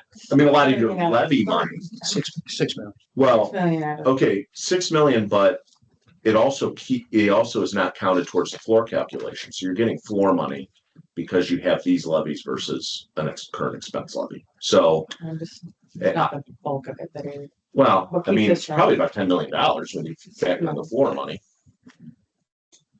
So, we go to the next one. So I want to go back. So remember, the first one's 03. The other one's 09, but renewals, the most current renewals are 19 and 16. So we'll go to the next slide. So here's the revised code. Board of Education may declare by resolution that the revenue that will be raised by all tax levies which the district's authorized to impose when combined with the state and federal revenues will be insufficient to provide for the emergency requirements of the school district or to avoid an operating deficit. The resolution shall be confined to a single purpose and shall specify that purpose. The purpose of the renewal levy may be either to avoid an operating deficit or to provide for the emergency requirements of the school district. Go to the next one. Here's your 2016 renewal. You could pick, your board had the decision to pick from one or the other, to avoid an operating deficit, because I think this has been conflated. It's either or, and you picked providing for the emergency requirements of the school district. So your levy purpose is not to avoid an operating deficit. It is to provide for the emergency requirements of the school district. That's the 2016. That's what the voters had on their ballot. Go to the next one. 2019. You pick this one again. Provide for the emergency requirements of the school district, the sum of $2,350,000. Go to the next one.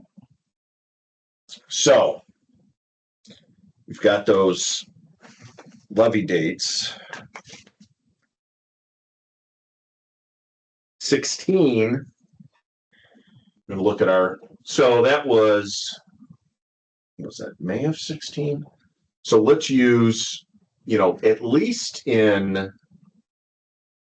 July of 15, if I'm saying this right, you knew your actual cash balance was $11,626,480. So when the board put that levy on the ballot, 2016, to pay for the emergency requirements of the school, you had over $11.5 million in cash. Okay, now I get it was renewed.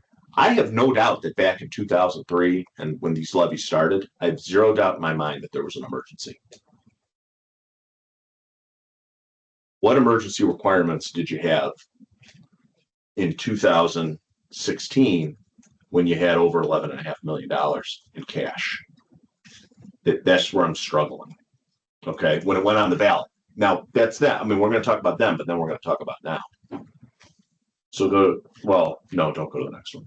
Then your other one is you put on the ballot in 19 for the emergency requirements.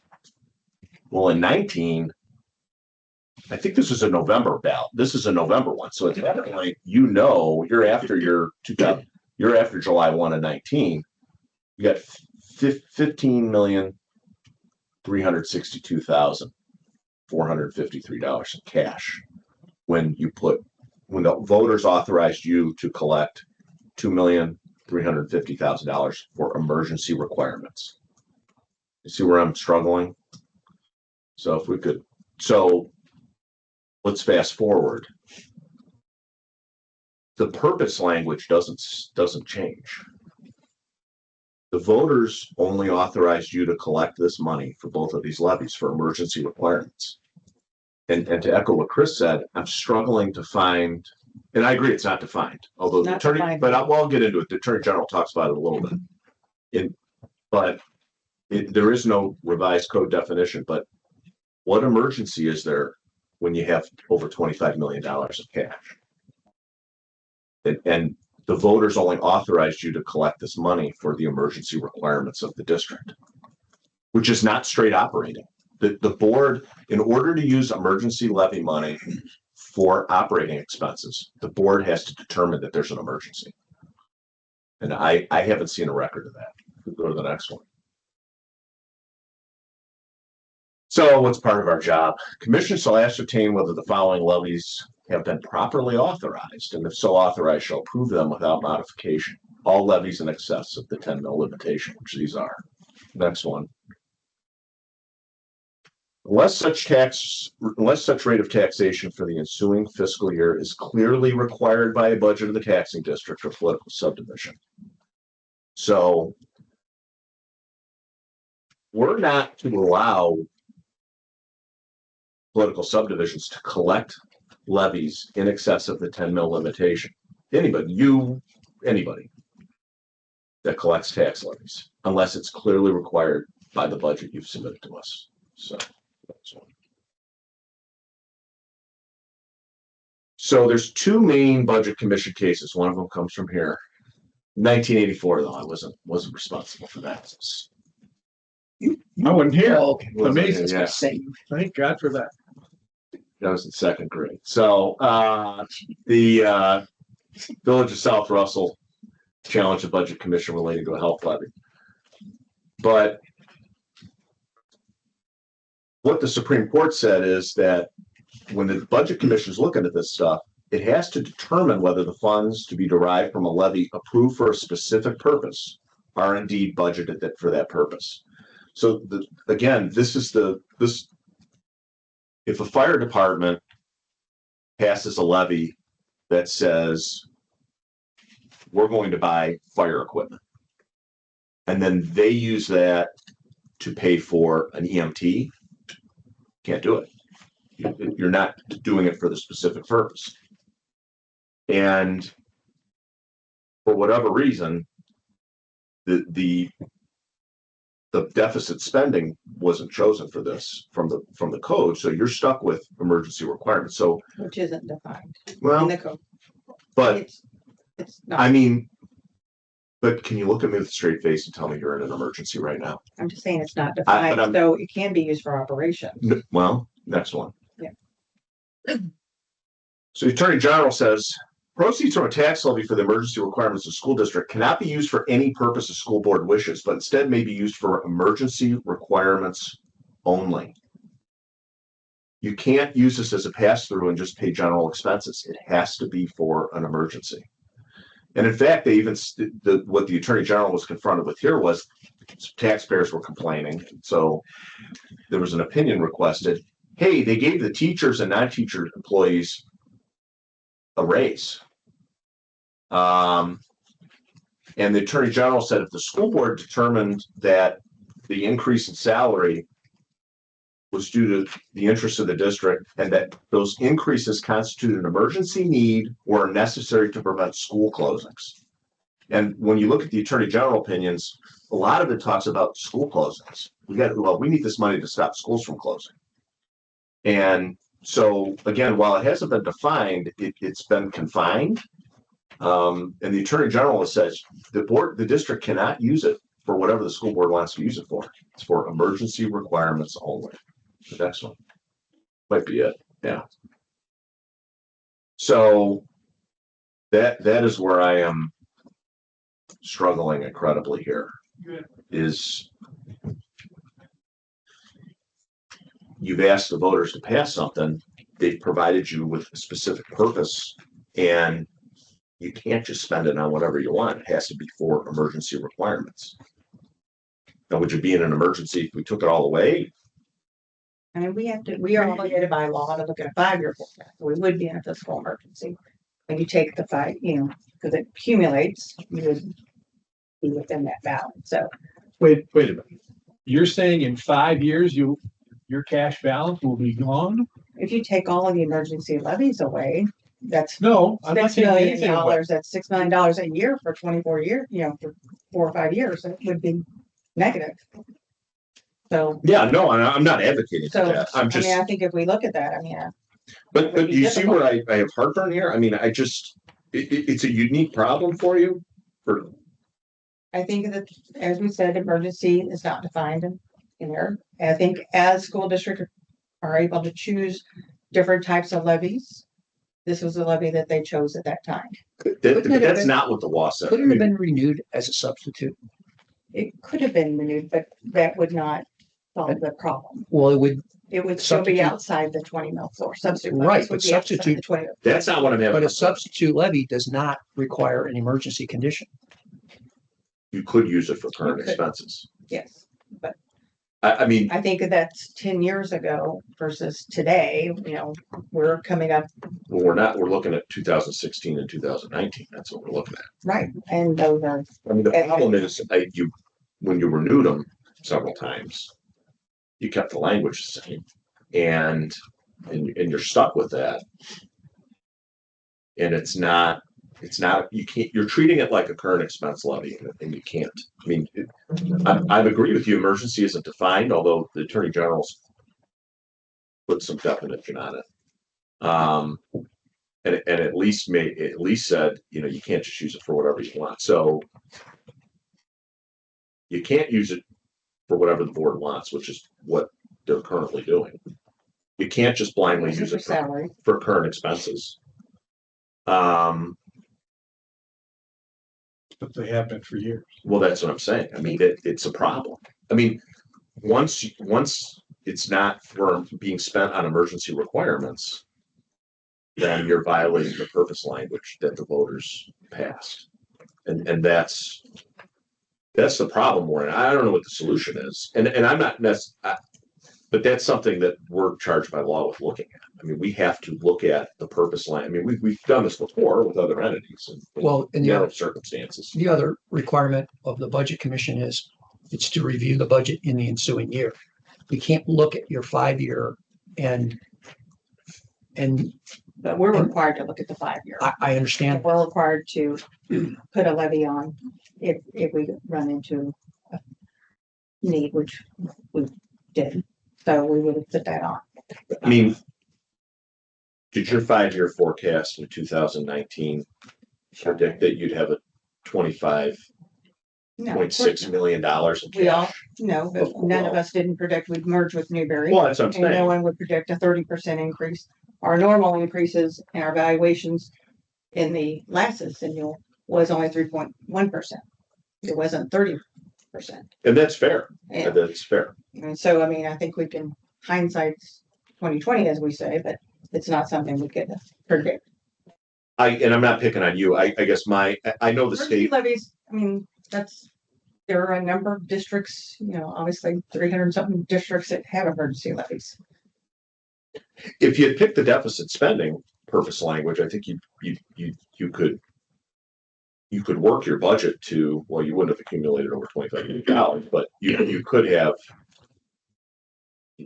could have planned for permanent improvement spending and made sure that you weren't having these huge surpluses that piled up the cash. But the problem is you didn't pick your board back then before I don't know if you were even there. It's probably not, right? 2003. So whoever that board was, picked the wrong purpose language, but we're stuck with it. And I think it's something that the board should have looked at in 2016 and 2019 when they were renewed. And again, I wish it was a conversation I offered to have with Chrissy and I to try to figure out, you know, can we convert these to something else? That would have been the conversation that I wanted to have, is how do we get ourselves out of this? But Can you convert them to something else during the term of the levy? well, I think you'd We've start got with a new one. term. You've got the one with the new term. You would look at Right, with the new term. with the new So term, which is in 2026. is the first one in 2026 is when, okay. So if we were to convert it to a substitute or whatever your other language is that you prefer, that would then be a new levy, correct? It's It won't be still, a replacement.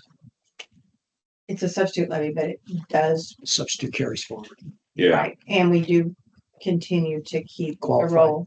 Yeah. roll back and look at. So your levies are called qualified. Okay, So they're eligible for assistance by the state to a percentage of 12.5%. Right. That if you were to replace them or put new money on, they no longer offer those. exactly. That was where I was getting at. So, but a substitute rolls. Substitute is a replacement for an emergency. And it doesn't change the rate of collection. No, you'll still It- collect, well, Collect if you it, collect on new construction or yeah, in that new amount, you would get that little bump up. and it doesn't change your floor calculation because substitutes are not counted in the floor either. Correct. So there's no net, I'm sorry. No, go ahead. So there's no deterrent to your 20 mil floor calculation versus putting in a new operating levy, which I think you indicated earlier. It would cost the taxpayers more money Right. because they lose that 12.5%. Right. It would it's fresh money, so your millage rate would be arguably lower, but your yield would be arguably higher. Right. Because your yield today is up It's fixed. $1.25 million Right. versus back in when you first put these on, it was probably, No, it's fixed. The emergencies are fixed some. the emergencies are, but if But the you put an millage. operating levy on, you would be calculating at fresh money. Well, a substitute though, with the substitute wouldn't be for No, a fixed substitute amount. rolls. You would It rolls you would forward. convert this amount into a It would current still bill. be, it would still be fixed, But it would be truer to but you the, do get the pickup. Yeah. Of the new construction. yes, it would be truer to the language of not being in an emergency any longer. I think that's why they created substitute levies. Okay, but this is really a decision in the future, maybe near future, but it's something that could be done for when the levy comes up again, not something that we can change right now. I don't know why you couldn't convert a levy before it expires. I think you could, but You can't. it's something we're supposed to look at. Yeah. I mean, you're bringing in this money, are you spending it for the purpose that voters approved? That's, Would the my improvement answer is no. of the middle school be considered more of an emergency circumstance? Because we have put millions of dollars into the improvement, which isn't general operating. New water That's a- treatment plant, new boilers, I mean. We have things that- boilers, I mean, generators, is roofs, are permanent windows. improvements an emergency? I mean, I think if your roof's leaking, it is, but You know, But- how old were our windows that we just Enhan- but replaced? Our enhance boiler went down. you know, and then unless the windows are gonna fall out of the holes, I don't know that that's an emergency. I think we want to get to that point. I mean, Well, no, but again, you've asked the voters for money for specific purpose and you're not honoring that. I think. Well, I think that over the 20 years it's been spent on salaries, which is what it was started at. So those were started salaries. It's never veered from that. We haven't used the 016 for anything else but salaries. But even the Attorney General says, you know, any salary increase from when the levy was first approved by the voters, the board has to declare that as an emergency for an emergency need or to avoid the closing of schools. You gotta understand, I mean, I know it's not defined in the revised code, but anything that's written about it, it's treating the term emergency like we would all treat it. A special circumstance. Well, they Well, also have an attorney, circumstance. you know, and the Attorney General says once a need is determined by the taxing authority, that the Budget Commission has no power to overrule the decision. I mean, that's also an Attorney General, Right. I agree. you know, And that's what So- budget submissions are. And that's what South Russell says. We don't determine the desirability of program. The South Russell Budget Commission case, we don't determine the desirability of programs. It's not for me to question whether I mean, you want to replace the high school, but if you came in here with a budget that said we want to dump $5 million into the high school, that might be a terrible decision, but we can't not approve your budget because of you're making a decision. That we're not allowed to do that. We have to look at what you've submitted, what your cash balances are, whether the revenue that you're receiving is clearly required by your budget submission. And to Chris's point, when you get north of $25 million in cash, there's a struggle there. But then we also have to look at whether the levies are properly authorized and whether you're spending that money for the purpose that the voters approved. And that's what my part was about, because I had a lot of issue with that last year and I still have a big issue with it. And I don't know, the way forward long-term is to convert these levies. substitute levies. But in the meantime, you know, I'm concerned. I'm concerned about taxpayer lawsuit. I mean, that's what Sanborn was. Sanborn wasn't the Budget Commission taking the money away from the Indian Hills School District. That was the Budget Commission not taking the money away and the taxpayer suing the Budget Commission and winning. So, Same one also allows, you know, for a surplus as well. It doesn't. say you Well, Can't have a surplus. no, yeah, it doesn't. It didn't. No, it didn't say surpluses aren't allowed, but it also found as a matter of law that shifting inside millage and which only results in increase in cash reserves is as a matter of law. It's not even questioned. Is not allowed. I have one question and then an observation. They're both really brief. If an emergency levy is replaced by a substitute levy, is there a time limit on that, or does that in fact become a continuing levy, or can it It be becomes a capped? continuing Term levy. based. You can do continue, but you can do term substitute levies as well. Because one of the things that I think has happened, and I think that Mr. Sherwood articulated this, in West Geauga, historically, there has been a desire to control the time span of the money contributed, that there's a sense of local control and local authority if they know that they are going to be asked every 5 and or 10 years for renewal on levy.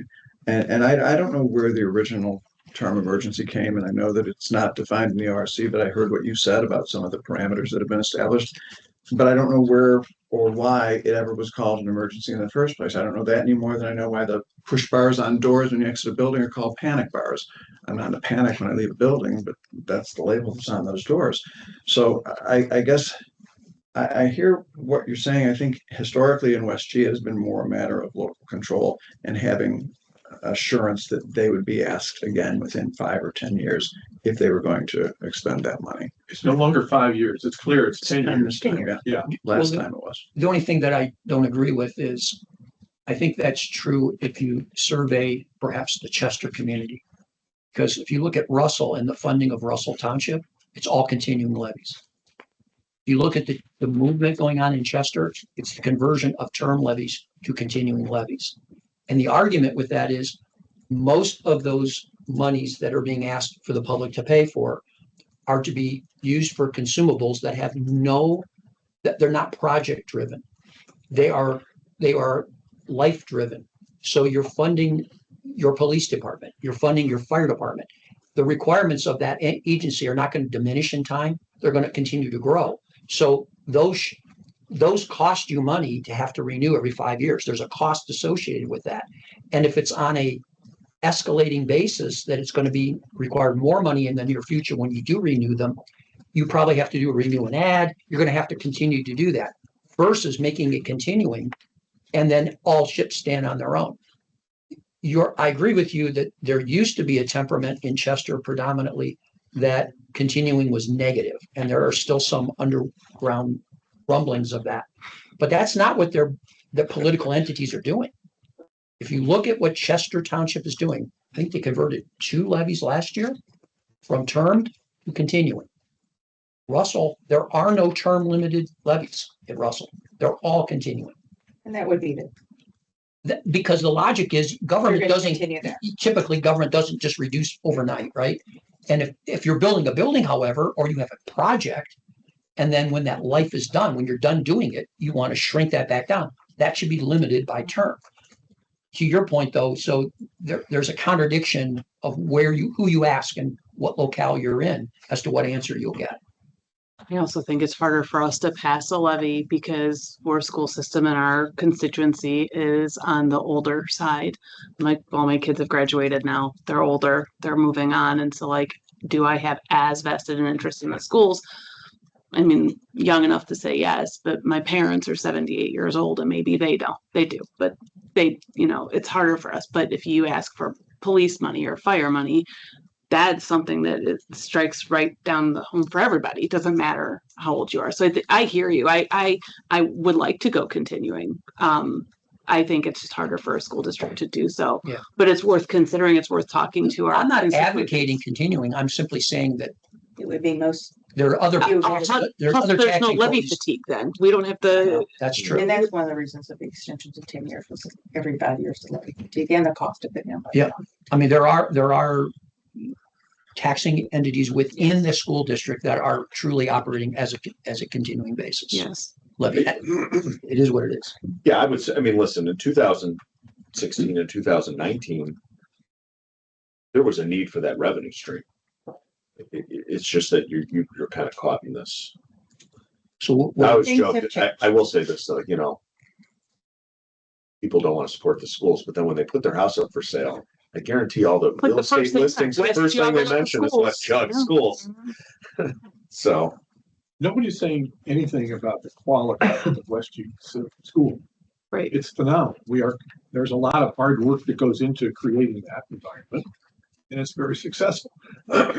Our concern, our duty is to make sure that there is need. with the cash, excuse me, with the actual ending cash balance continuing to grow. I'm looking at my notes from last year's meeting. As I recall, I made a motion for a $6 million refund. There was no second. It died. In looking at the calculation this year, if we just went to the state average of an ending cash balance of 46%, that's based on your estimated expenditures. That's $15.5 million should be your cash balance. That's $10 million that could go back to the taxpayers. So it's interesting to me that my suggestion last year of giving $6 million back failed. I'm not about to suggest you give $10 million back because you do have a potential water plan project probably next year for $3.5 million, 3.4. But I am strongly suggesting my colleagues give back $6 million as we should have done last year, because you didn't need it then, and you sure don't need it now, regardless of the classification, the emergency levy. I think the $6 million refund to the taxpayers out of your excess cash funds to get you to the state average is appropriate. And I make that motion.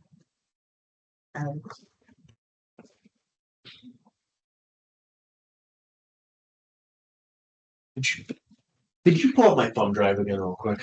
Just not the PowerPoint, but click on Sanborn.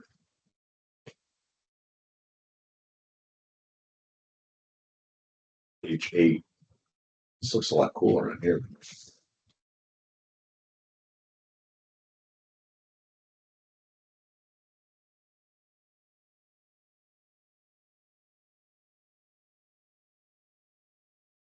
But you have to keep going. 2, go down to 8.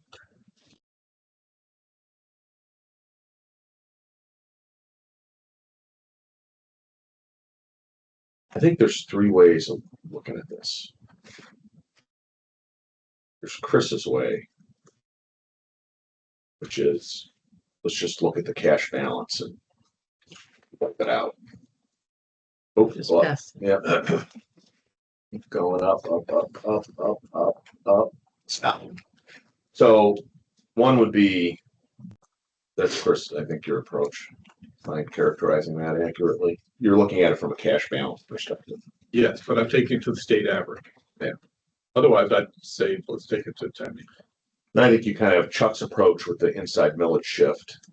I mean, I guess when you look at Sanborn, we're supposed to be looking at the inside millage assignment every time you submit a budget.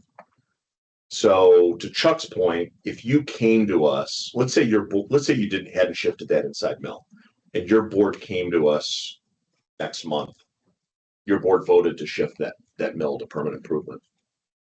And then that would come to us to approve outside of your budget. But Sanborn, we're supposed to be looking at it with your budget submission also. We're supposed to be testing it each time you submit a budget. But when there's a change, we've historically voted on that. I think we're supposed to approve that or disapprove. We do that with townships and any entity that wants to shift inside millage. So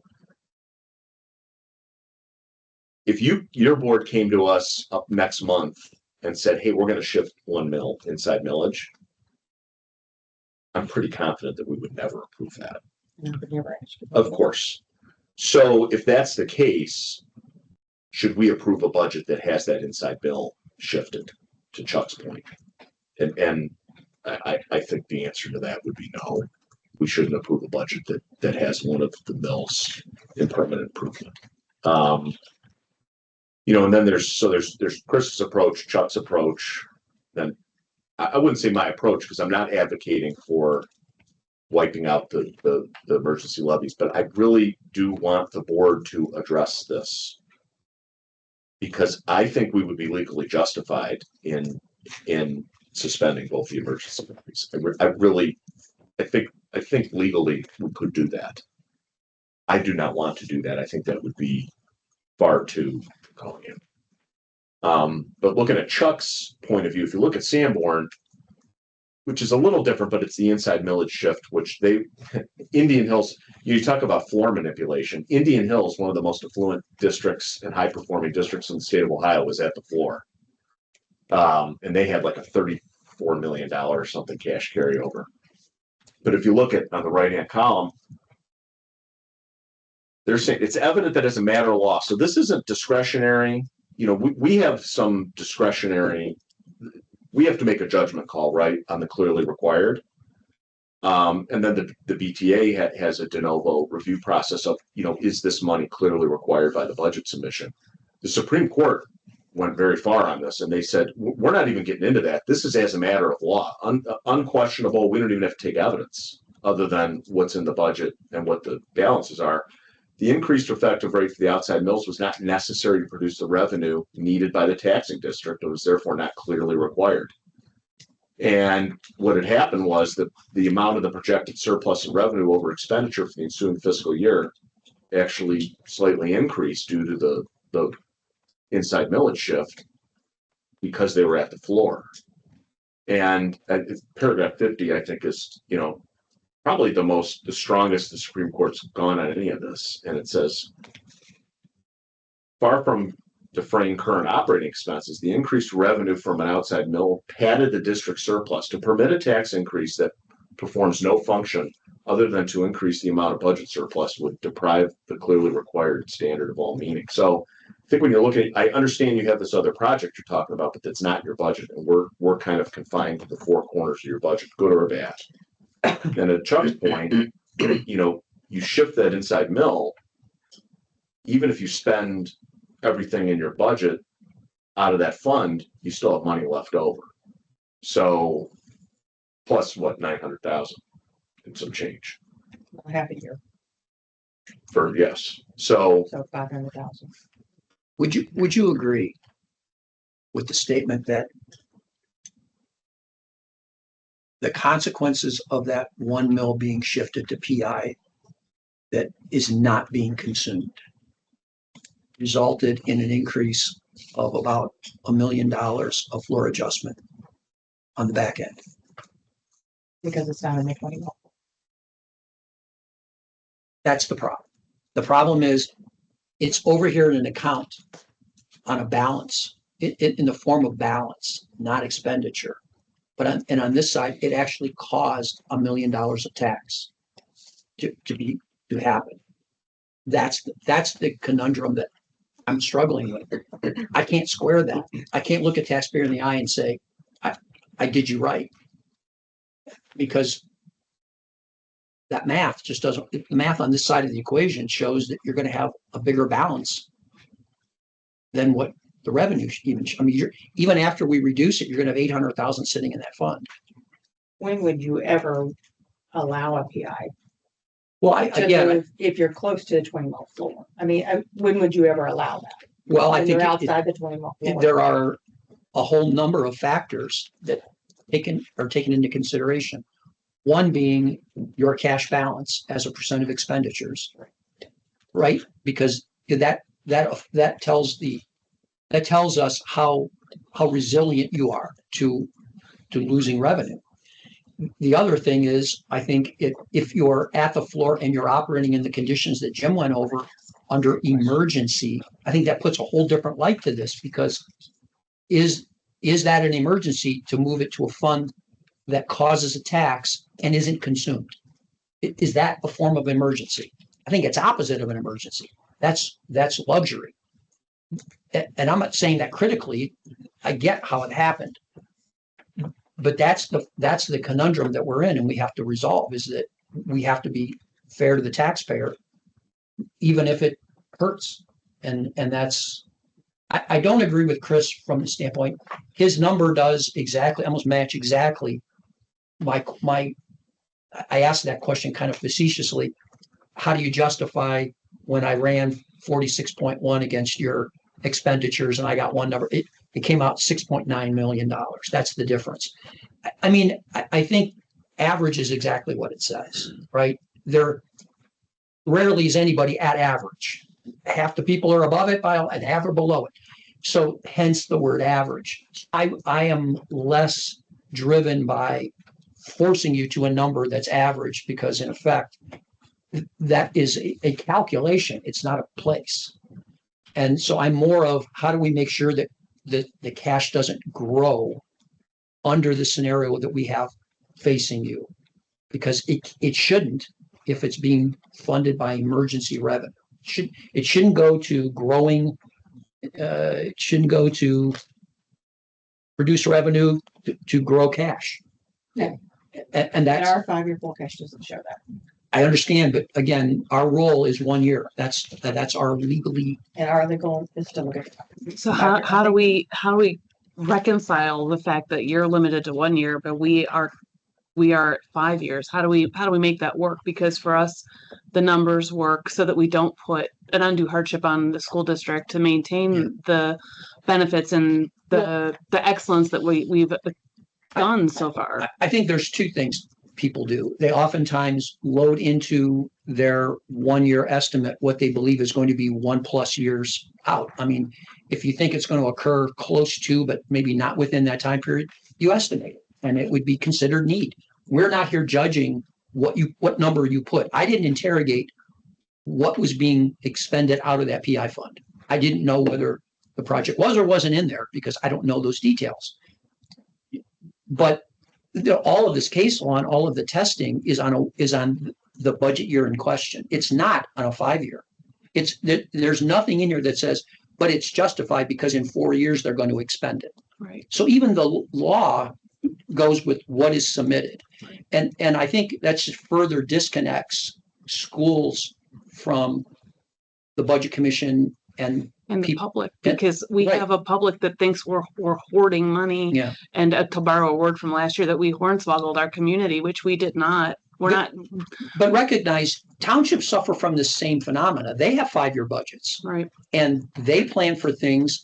And what we're critical of townships on, they can say we're going to build a building next year, so we're accruing cash. And they put that in their budget, and we've allowed them to accrue. The problem we've gotten to is once a reasonable time has expired past when they said they were going to do it, or if every year they create a new project that they never do, then it's reasonableness of the submission. Can we trust the numbers? That's not the case here.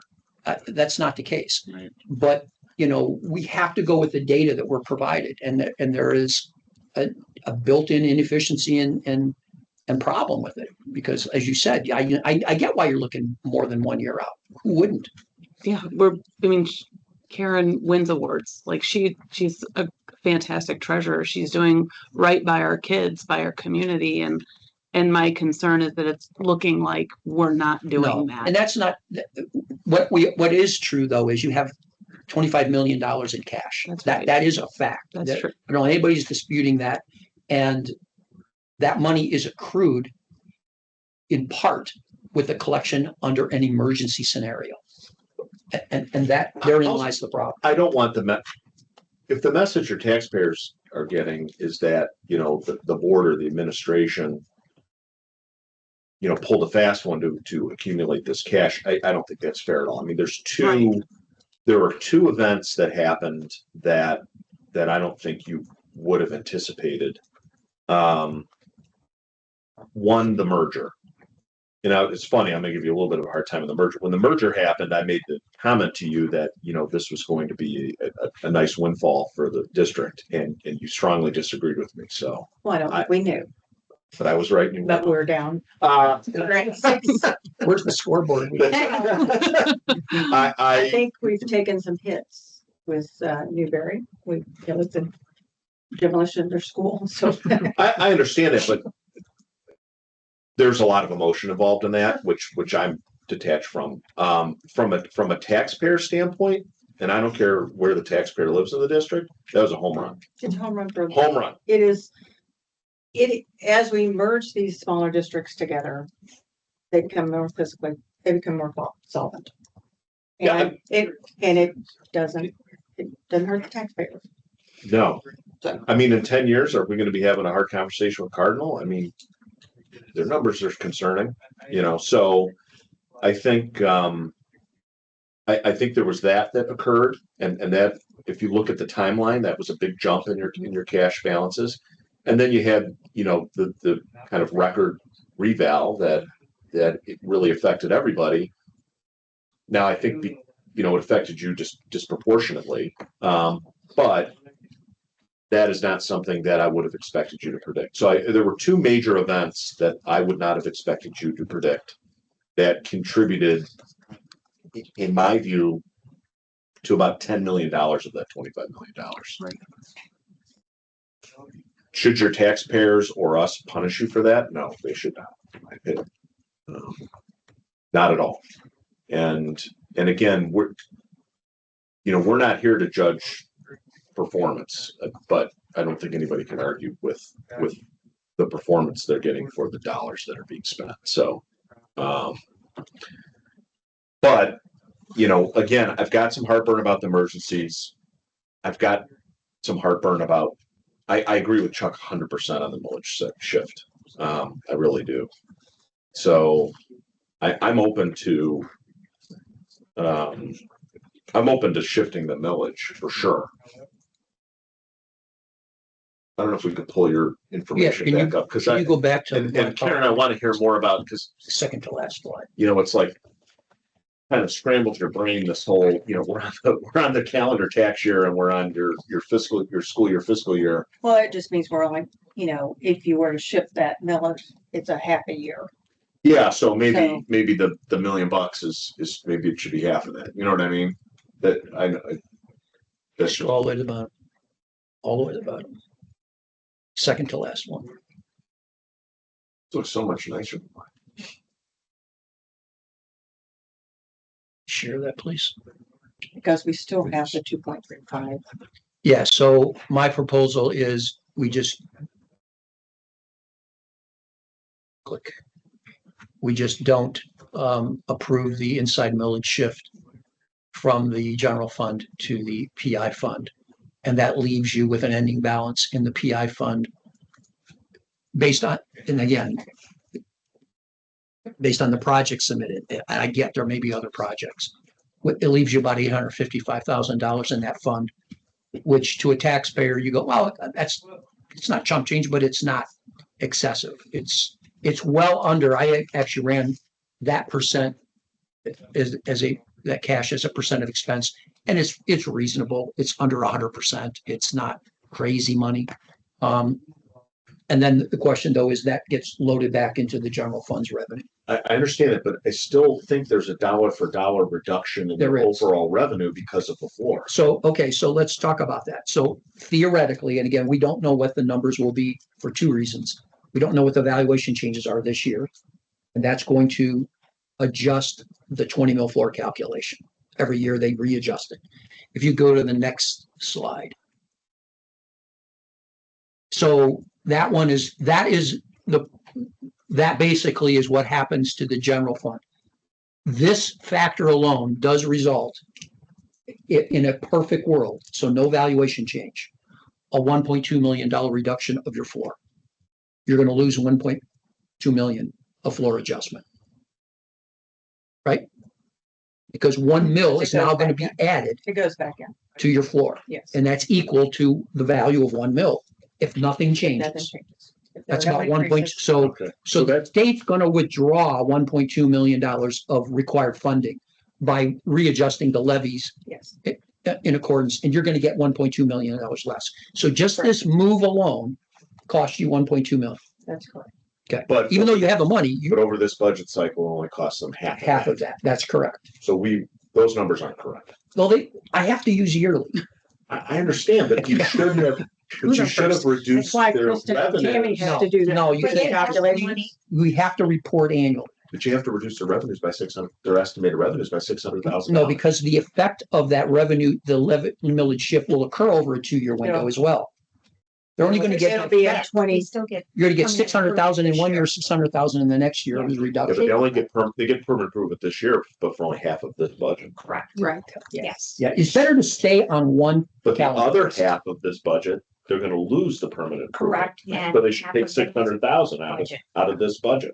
Kind of 6 of one, half a dozen of the Yes. other. And Am we I had, right? and we had this with the other one, The with the emergency. emergency levy as well, because Right. we had to put it back in. Which is properly reflected Yes. in here.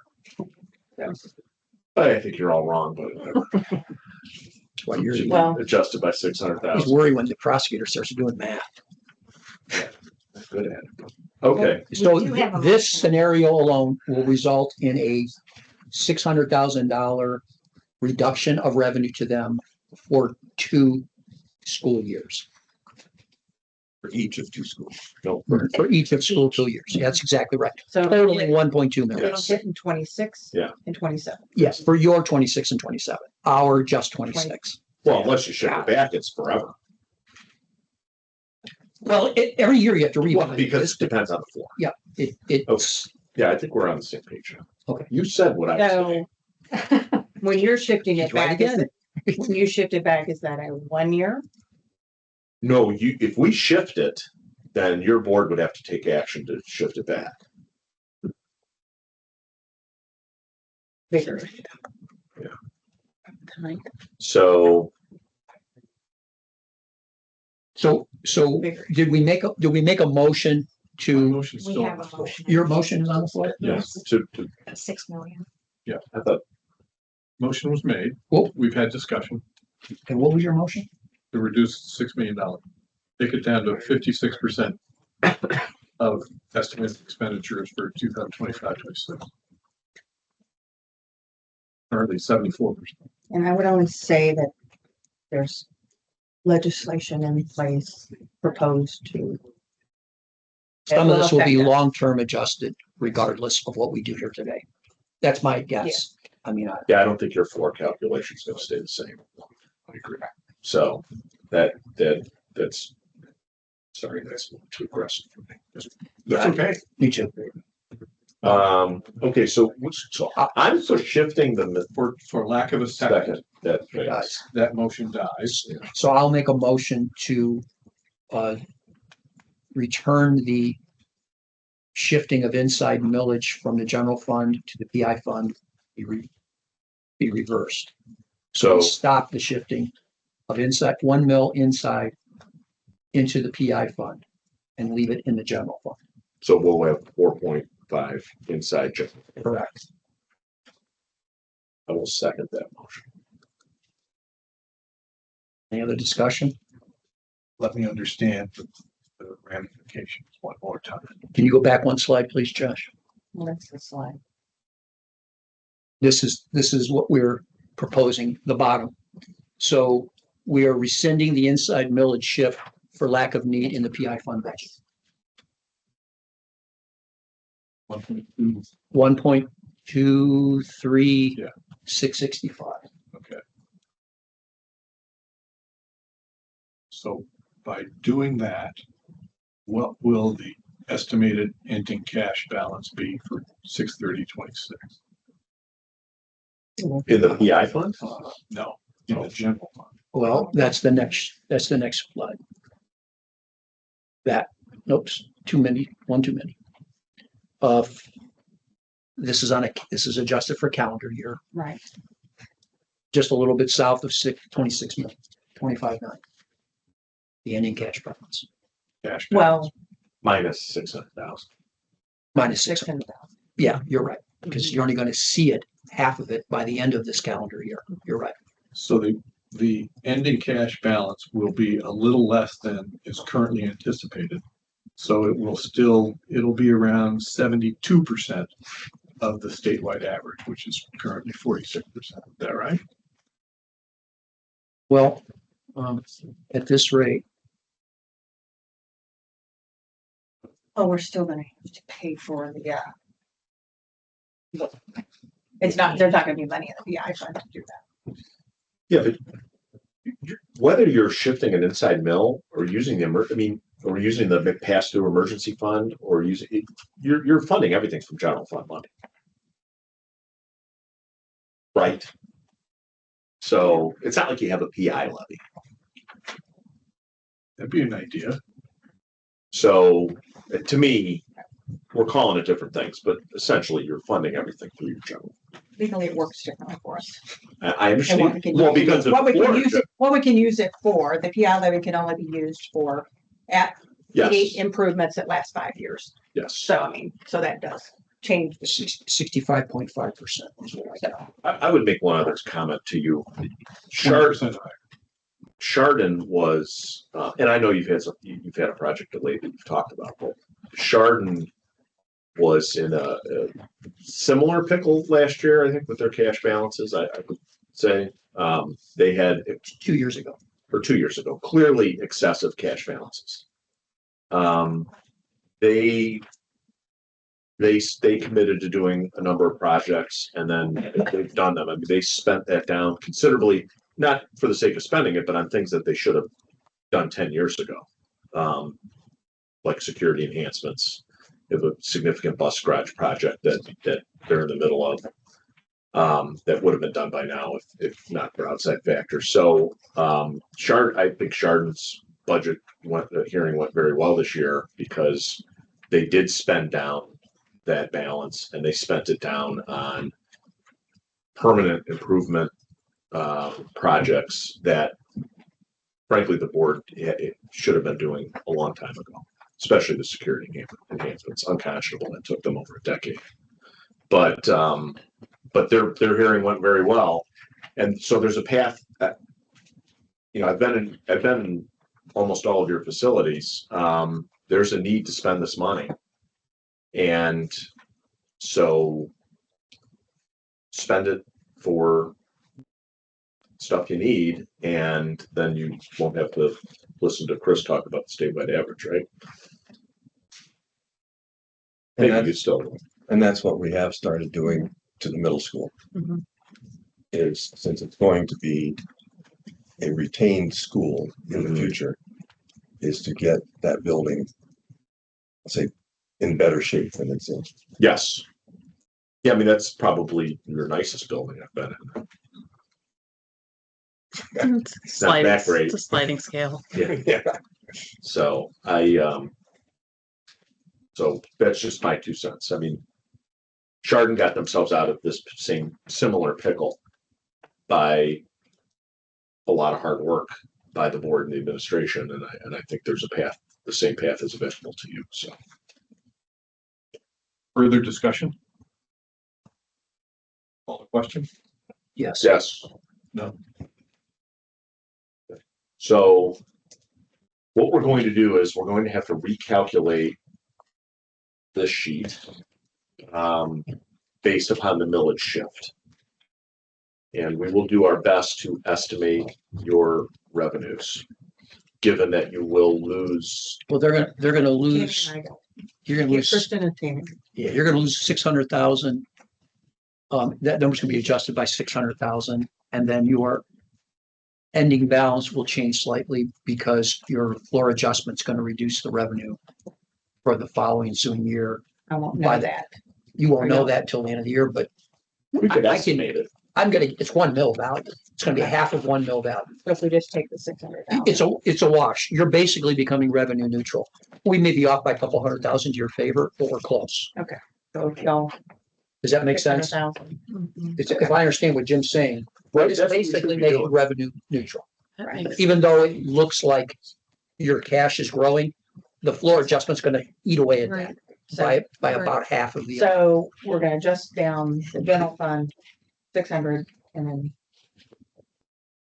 Uh, for the 20 mil, for the uh, 2026. No, because No, your mill transfer was a full mill. We have to factor in the full mill value. You're just not gonna see it. You're gonna see a half at each time, that's all. You're gonna get the full 1.2 effect. No, But no, it's I gonna be I'm over just, a 2-year but we period. have to do it, when we do these, we do it on Yeah, fiscal year, let you guys so it's worry gonna about be the 600,000. Yeah. So, Or you gotta make. We gotta have another meeting. Yeah. When do these do? The end of the month? So then, end of March. End of I mean- February. I thought it was February. Yeah. End of February. So, what do we wanna do? I'm around tomorrow. Well, you're probably not. I'm not. Okay, I've got a doctor's appointment tomorrow. Do we have a formal approval of the budget with these adjustments? I'm sorry. Is there a Oh, no. formal approval? we'll wait for Chris to come. We're gonna need to approve the modified budget. Let's change the numbers on the sheets first. Let's do what we did with Cardinal, rather than vote and then re-sign in the order that we Yeah, voted. read Let's the just number. vote. Yeah, let's, I don't see an we issue voted with to the shift the submission. millage. Yeah. You So, wanna look at the so let's, numbers? yeah, so we'll vote on the budget when the numbers are adjusted. When do you want to schedule this? How about Monday? I'm available, Karen, I mean, not that you She have to doesn't be you don't here, have to come, Okay. and we can you can virtual in.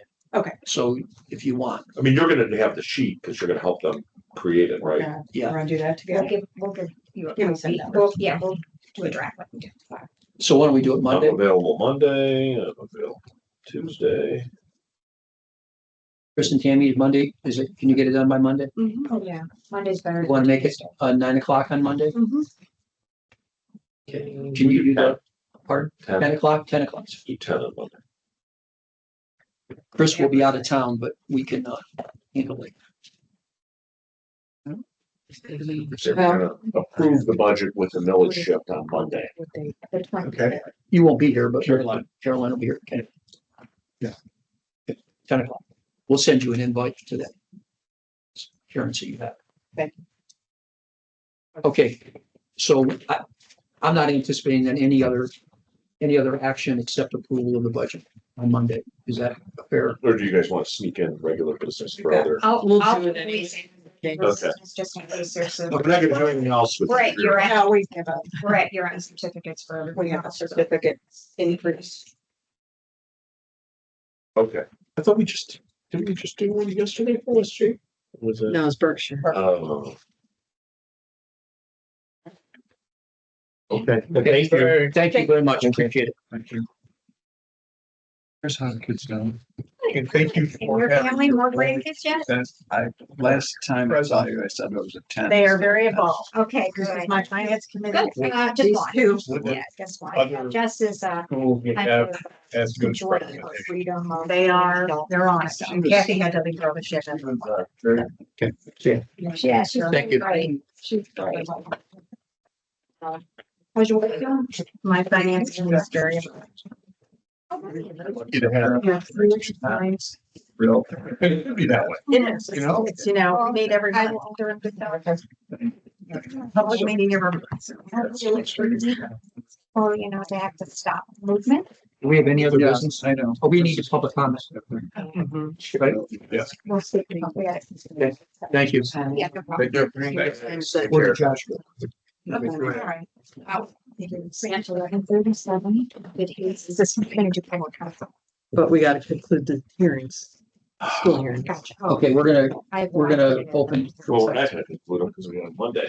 So Oh. does that mean? We'll just Make a recess? Why don't I do that? So I move we table the OSG. approval of the West Geauga Schools budget until Monday at 10 a.m. I'll second. Yes. Okay, can you, anybody have any public comment or question? I know there's a boatload of people on there. Are any of them paying attention? 13 others invited. So I don't, I dropped off. Sarah's here, so. oh, yeah, questions? No, Still. not really, just Oh. I like all the documents. I'm here, so I can get to them. Any other? Hearing no questions, you wanna? Wait a minute, Sarah, you came all the way, you didn't have a question? On the spot. I not on the record at least. Okay. Okay, Well, we'll give you, you want one of these? You give one I'm of gonna these? give her one. Oh, nice. Move to adjourn. second. Yes, we're Gone. adjourned. 11:38.